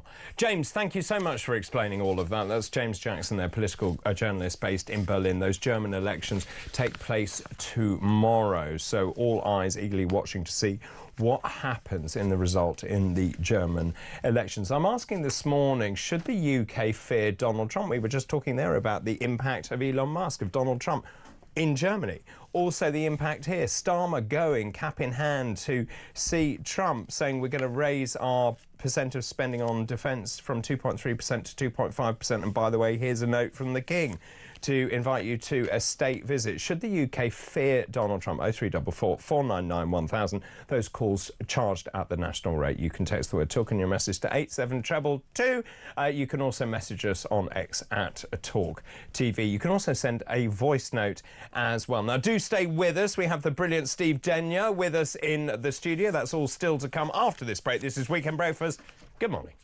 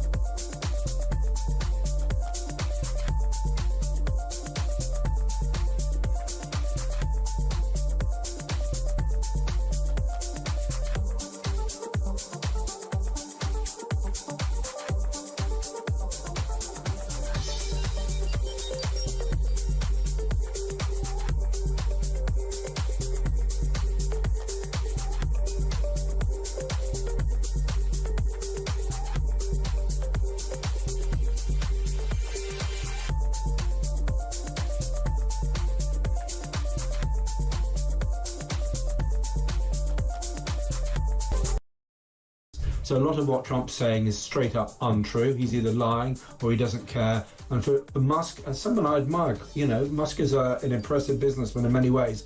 For him to parrot this is an incredibly stupid thing for him to do, because amongst people who know, it just destroys his credibility. Okay. And if we find out that Trump has some really unhealthy relationships with Putin, with the Kremlin, and there's a lot of evidence that he has, it's gonna end badly for Trump and Musk as well.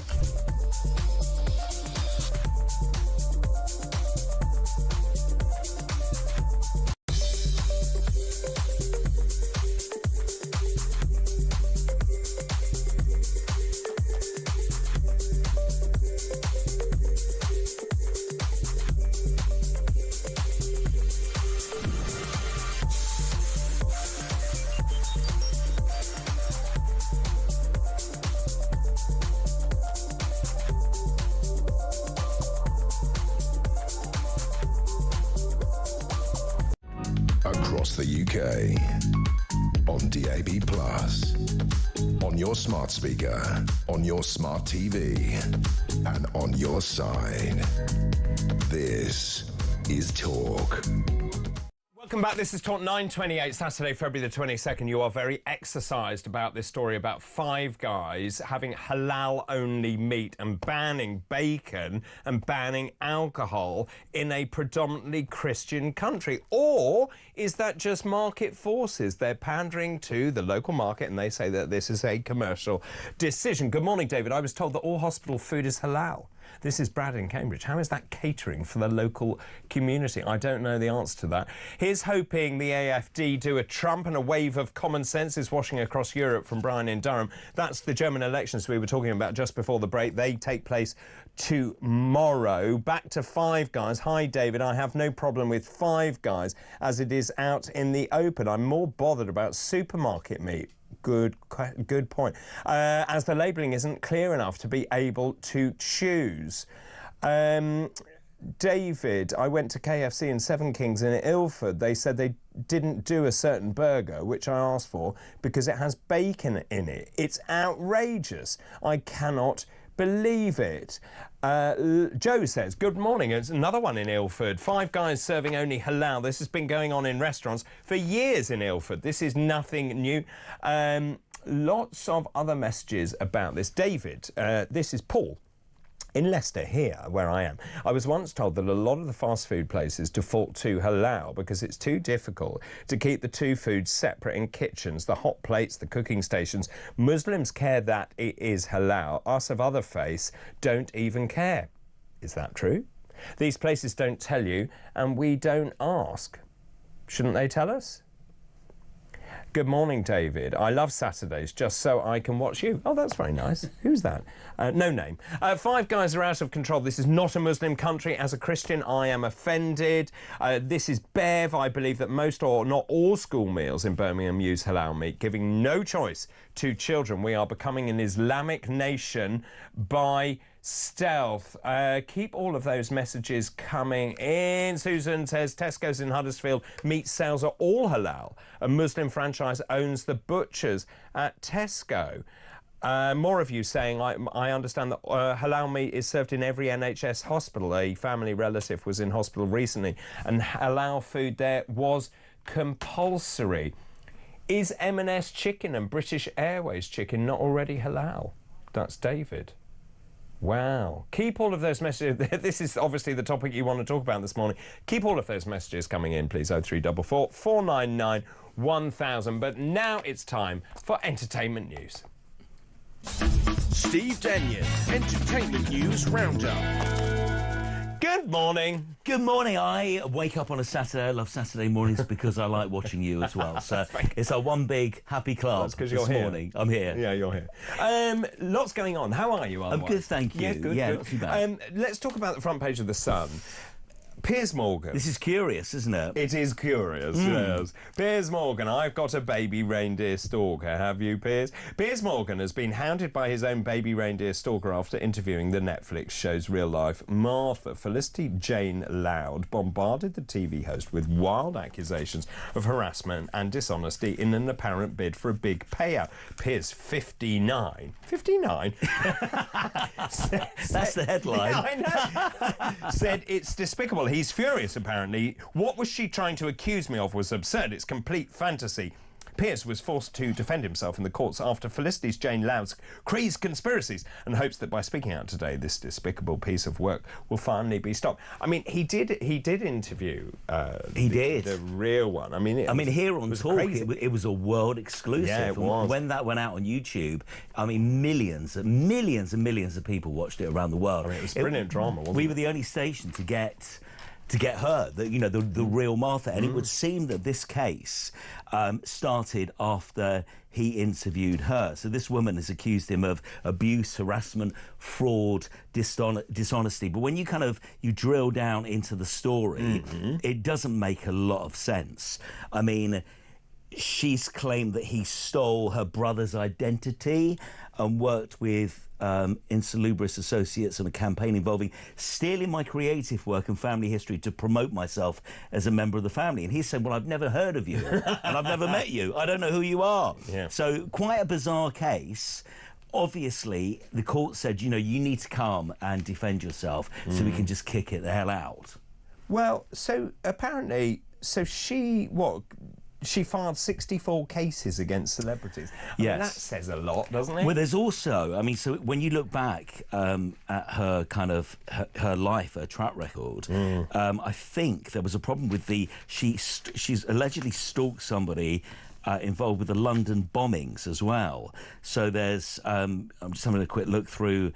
Yeah, I mean, there's a number of things that have happened, that she's had quite a colourful past.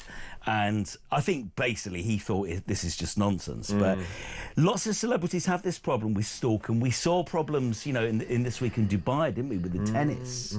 I know a newsreader who, in the past, has had a problem years ago with a stalking. She was very upset when I was out with her one night and she kind of spotted the person, and it was a real problem. It's, it's quite a thing, I think in this day of social media. Well, I think it's also the immediacy of television, and people think they know you really well, and that then suddenly it becomes ingrained in their life that they do know you, and there is blurring of what is real and what is fictitious. Yes. I've always found that really strange. Yeah, and people are so present on social media, like you say, so you've got almost like a constant insight into somebody's life, and you see their private moments. And we all we post pander pictures, to it. Well, I was don't about we? to say we pander to it, don't we? Because we post things. Exactly. So I think maybe now with the whole thing of social media, with Instagram, we've been able to see videos.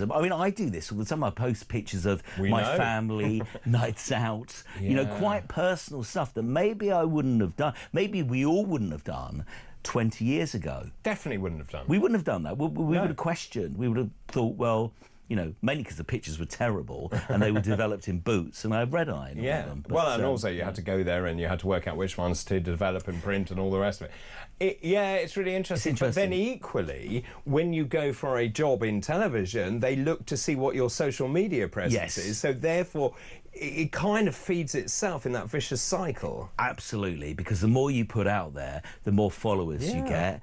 That results in usually getting quite a good gig, doesn't it? Because you've got followers, you've got people who love you, you've got a backing there. So it's interesting. It would seem, though, in a nutshell, this is the front page of The Sun this morning, that Piers Morgan has shut it down. He's gone to court. He said it's ridiculous. She's got quite an iffy track record, this person of doing the same. It's kind of a repeated behaviour. So there we go. Let's talk about James Bond, because this is a very big story. Barbara Broccoli has relinquished control. It's been bought by Amazon. Jeff Bezos says who should be the next Bond. I'm nervous about this because when Barbara Broccoli took over, I thought those initial films were rubbish, and then I think they got into their own. It found its groove. It found its groove. It reverted to the quintessential British spy. There's a lot of talk about who will be the next Bond, isn't there? Yeah, there is. And obviously, as you mentioned, Jeff Bezos actually put this out. Yeah. He's saying, it's kind of up to me. I'm the Billy big boy, and it will be up to me. I think the danger is, and I've heard this spoken about loads and talk this week, the danger is if they go and do a Doctor Who with it. So, which they've ruined. Well, exactly. I think. If you mess with it, you see, the thing is, you've got a great product that everybody gets, everybody understands. We know about the car, we know about the Bond girls, and the gadgets, the Bond theme, the gadgets. It's all pretty there. It's all much there. It's all there. But do you mess with it? That's the thing. Well, Once you start meddling and messing with it. My nervousness is they turn it into another American franchise, which is basically a thriller movie, like any other thriller movie, without the kind of the sensitivities of a Bond film, the double-level humour. Yeah. That's the bit I love about Bond. The reasons why we love it. Yes. That's it, isn't it? Because there are plenty of other movies that are substandard Bond movies, like copycat movies that have been made, and you go, OK, but it's not the next Bond. Now, listen, we've already waited 5 years, and we still don't have a new Bond after Daniel Craig. There's lots of rumours this morning that the likes of, Henry Cavill's probably the A-grade person. Apparently he was he's Superman. too old. He's too old. Then you've got, James Norton would be good. He would be my money's on very it. good. So what was that TV drama he did? What was that called? He's done loads. The one I liked was the one about the cannabis farm. Yeah, the cannabis farm, and also the scandal. Right. Yes. The big scandal thing in Parliament and stuff years ago. You really believe him? He's quintessentially British. He's only well. 39, so he would fit the mould. Sure. Daniel Craig was getting on with his last movie. Remember, back in the day when we were growing up, it was Roger Moore. I've just remembered it was The Gentleman. Yes, he was in. that's it. James Norton, and then of course people like Tom Hardy. Apparently, yeah, and Idris Elba. Who's your money on? Been mentioned. I would go with James Norton. Here's the one that I would most like to see, because I think if we're going to keep it in the kind of the mould of what we're used to, then I think he fits it. I would agree. Kind of quirky, quite posh. Very posh. He is actually from some sort of media background, isn't he? Or a lineage of actors, isn't he? If you look at everything he's been in, he was in actually. He's been in with Virgin Radio a couple of times, and every time he comes in, he's just like the perfect guest. It's what you see is what you get. Like, he's just suave. He's sophisticated. That's why after meeting him, I think he should be the next Bond. But who knows? Maybe they get an American actor to put on a British accent. I think this is what people are quite concerned about. It'd be interesting to see what happens with this. We've waited a long time, and now people are really nervous to see what they do with it. I think it's interesting bringing up Doctor Who, actually, because when Doctor Who was relaunched 20 years ago, Russell T Davies writing it really worked. You had Billy Piper. It was brilliant. You had Christopher Eccleston, didn't you? David Tennant did a good job. And then gradually, bit by bit, it would seem that the audience has dwindled, because I think maybe they've messed with it, and people are like, this is not the show that I remember, reading the magazines, watching the old TV shows. So don't mess with our Bond. I would agree with that. Now, otherwise it'd be a disaster. Well, talking about shows that we grew up watching, Neighbours has a very fond place in my heart, because when I was at med school, we used to go back with our sandwich at lunchtime and watch Neighbours. There we are with the theme tune.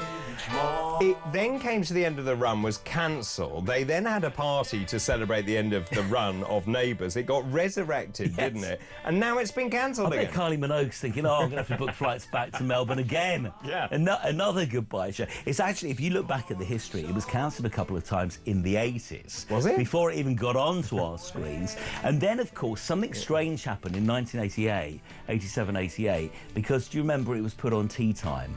It got the Tea Time slot. Yes, well, it they got did the it twice, 5:35 slot. Yeah, and that was big. Before that happened, if you were sick, I used to love being sick, because I could watch the first glimpse of the 5:35 episode at 1 o'clock. And then bit by bit, the audience fell off. It then went to Channel 5. Channel 5 scrapped it. And we mentioned this a couple of years ago. There was a huge thing about, oh my gosh, it's gone.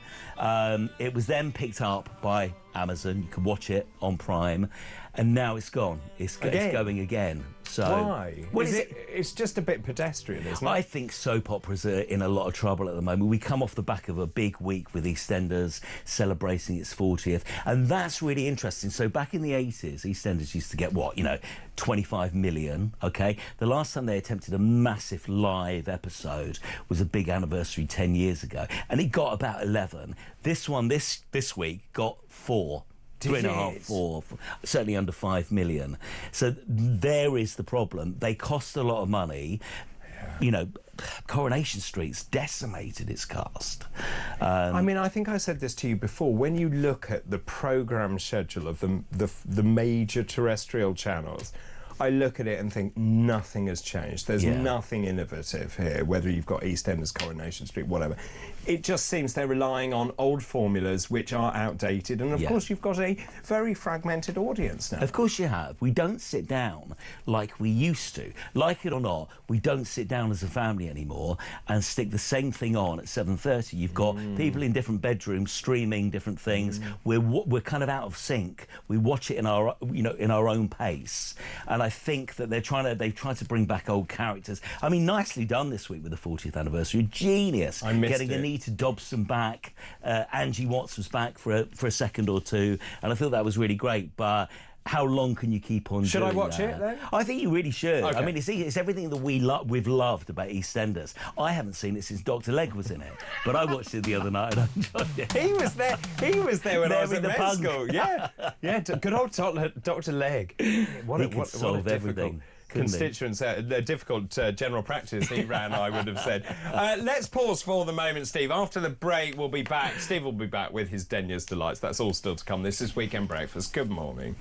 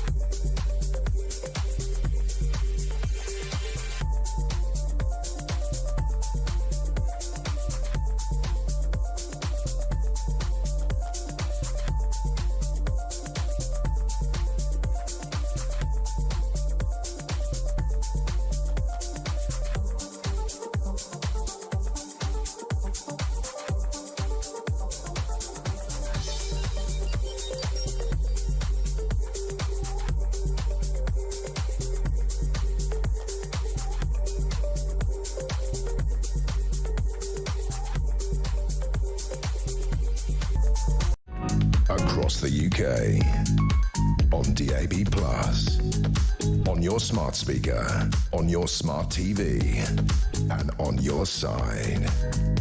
This is Talk. 9:45, Steve Denya is here, and now it's time for Denya's Delights. Steve Denya's got the scoop. He's on the air with all the gossip, thrills, and that weekend flair. Turn it up, it's the Denya Delights. Tune in, we're vibing, we're so excited. Oh, I feel special now. Yeah, that took me and you I was so shocked I dribbled then. Where was that coming from? Well, quite. Let's start by talking about 90s boy bands. Which 90s boy band is back? Backstreet Boys, which is Backstreet's interesting. back again. Backstreet's back, and they're taking over the sphere. Yeah, here we go. Come on, bump and grind. Come on, Dr. David. They're taking over the Sphere in Las Vegas. Wow. They're commemorating their 1999 Millennium LP. So they're back. There's before and after pictures. If you go on the Sun Online today, they look pretty good, actually. Do they? It's interesting, after recently watching the Boyzone documentary, and right at the end of that documentary, spoiler alert, they kind of allude to the fact that they might one day get back together. I think, and we'll get onto this in a second, we just launched Virgin Radio Britpop. I think right now there's a big 90s resurgence. We love looking at old clips of, you know, Chris Evans doing TFI and watching the boys and life in the 90s before social media kicked in. I think there's kind of a feel-good factor to it. The 90s feels like yesterday. It does, doesn't it? If someone says 10 years ago, I think they're talking about 98 or whatever. Right. But they're not. They're not. No. Okay, so that's interesting. Is you have to go to Vegas. And how big is the Sphere then? Is that the a big... Sphere is 18,000 people. If it's 18,000, it's got something like, it's amazing. It's got thousands of LED screens. It's where U2 played recently, and you saw this amazing. So it's almost like you become immersed in the show. And where is that? On the Strip? It's in Vegas. But On the Strip. Wow. Yeah. Yes, it's an incredible venue. To go back. And they reckon this will be a sellout, and people all over the world will go to these gigs. There's at the moment we're told that there's 15 dates at the Millennium Residency, but they're due to sell out, and the sites are currently have a few tickets on sale. So watch out there. I bet that's a great show. I bet that is, you know, and they gave us a conveyor belt of really good pop songs, didn't they? Not as good as the Brits. You take that and your Boyzones and stuff. Not as good. They did a good job. They did. Documentary. This is great. Can I play you a little trailer? You can. Something I saw in the week. Luther Vandross. You'll be interested in this. Take a look at this. You only come across an artist like Luther Vandross once in a lifetime. I just decided to focus my entire life into music. He was a boss from the beginning. He had a vision of how he wanted it to go down, and that's the way it went down. Wow. Yeah, really good this. And I'm not that... I mean, Luther Vandross is a great singer, obviously. I remember some of his songs. This is a 2-hour documentary about this little boy from a really poor family who had the most terrific voice. He actually started off singing jingles for Kellogg's and stuff like that, you know, cereal, beer companies. And it was David Bowie that noticed him. He was a backing singer for Bowie in the 80s, and David Bowie recognised him and said, you know, you really should have your own career, you should be doing it alone. And thereon started the career as we know it, and he fought against many demons, weight being a big problem over the years. He was quite big, lost loads of weight, put the weight on again, and evidently when you see this documentary, I don't think he ever found kind of love. He never found peace within himself, but yet gave us these great songs and so much emotion. Somebody who'd never really been in love, managing to sing Never Too Much in those great songs. It's a really great documentary. Even if you're not that interested, look at it. And some where great is that? clips on Bowie. It's on Sky Arts Documentaries. So may I recommend Dr. David? You may recommend. There we are. Also, what else should we watch? Tomorrow, Devil Wears Prada. I've got a tiny bit to play you. Look at this. This is great.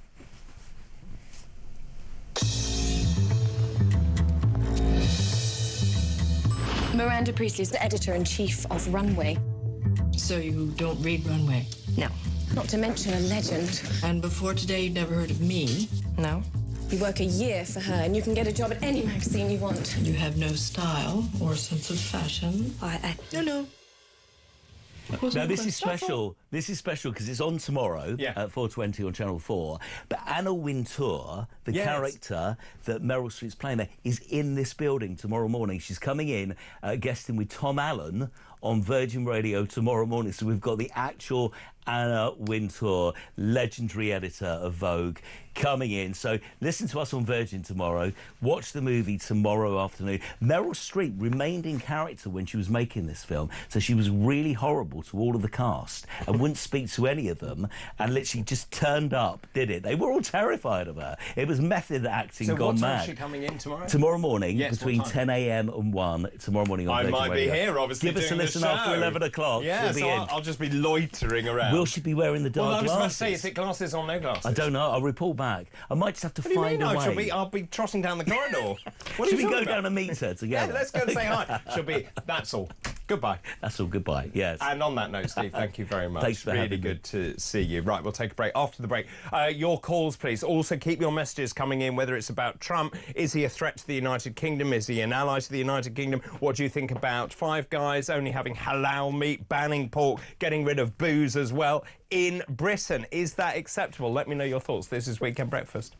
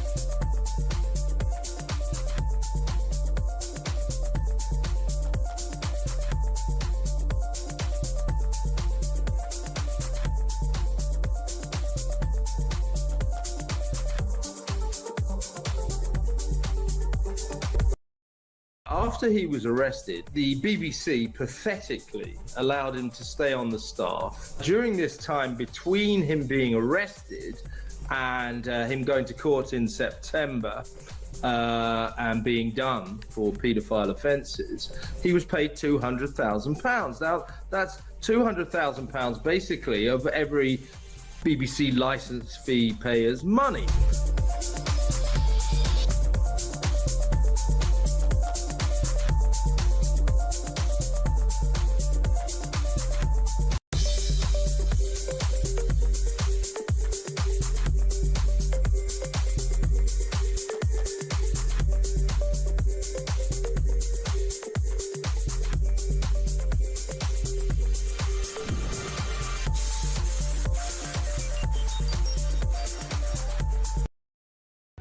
Across the UK, on DAB+, on your smart speaker, on your smart TV, and on your side. This is Talk.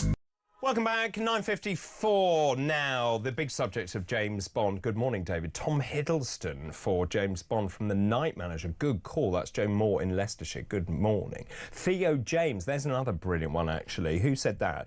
This is from The Gentleman. I got that wrong. I thought it was James Norton in The Gentleman. It wasn't. It was Theo James. He was excellent in The Gentleman. James Norton, David, this is Louise, was really good as the bad guy in Happy Valley. David, an ideal James Bond would be Jason Statham.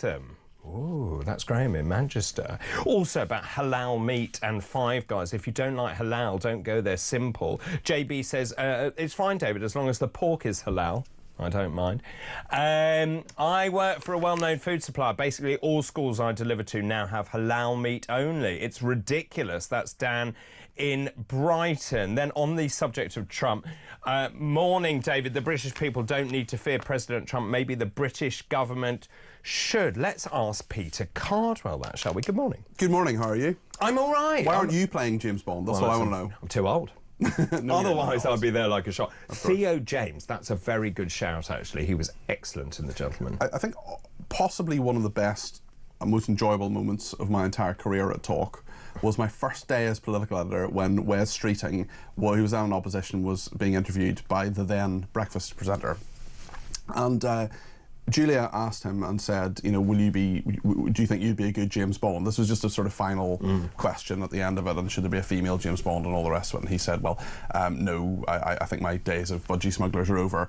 And then he said, maybe you could be James Bond. And you could actually see the kind of the cogs working in his mind, and then he just went, Julia, you'd be a great Bond villain. And I'm just like, yeah. She would. She would be. She'd be a fantastic Bond villain. She doesn't like cats though.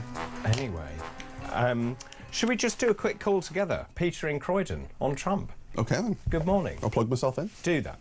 Good morning. Good morning, David. Good morning, Peter. Yeah, I mean, Trump is not a danger to Britain, but he's a danger to Starmer, I think. Yeah, I really do, because, I mean, and they're having another meltdown because, obviously, what Trump was saying about Starmer and Europe not having a discussion about peace, was it? Yeah. And, of course... And now Starmer is defying Trump again by putting in a new package. I mean, what is wrong with this man? Honestly. Well, he's his own man, though, Peter, isn't he? He wants to not just be seen as the lapdog of Trump. Yeah, what? By going there with 2.3 to 2.5% on his letter from the King? That's a lapdog, and come over for a state visit. Yeah. But that's by 2030, though, isn't it?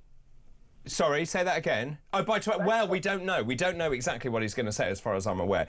Peter, thanks very much for your call. That's Peter in Croydon. I don't know where you stand on this, but obviously this story is moving quite quickly. And then Trump lobs in grenades. He kind of is a disruptor.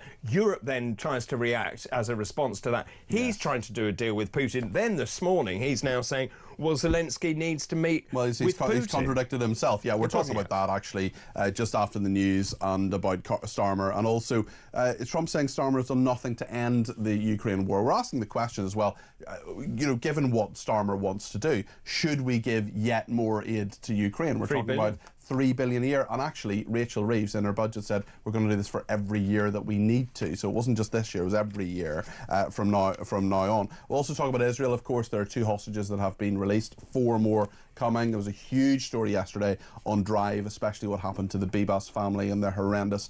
We now know that Sharon Bibas's body now has been returned at long last. Also, Apple pulling the data protection tool after the privacy row, and those civil servants spending your money on all sorts of things, such as the Downton Abbey glasses, the little chinky glasses for thousands of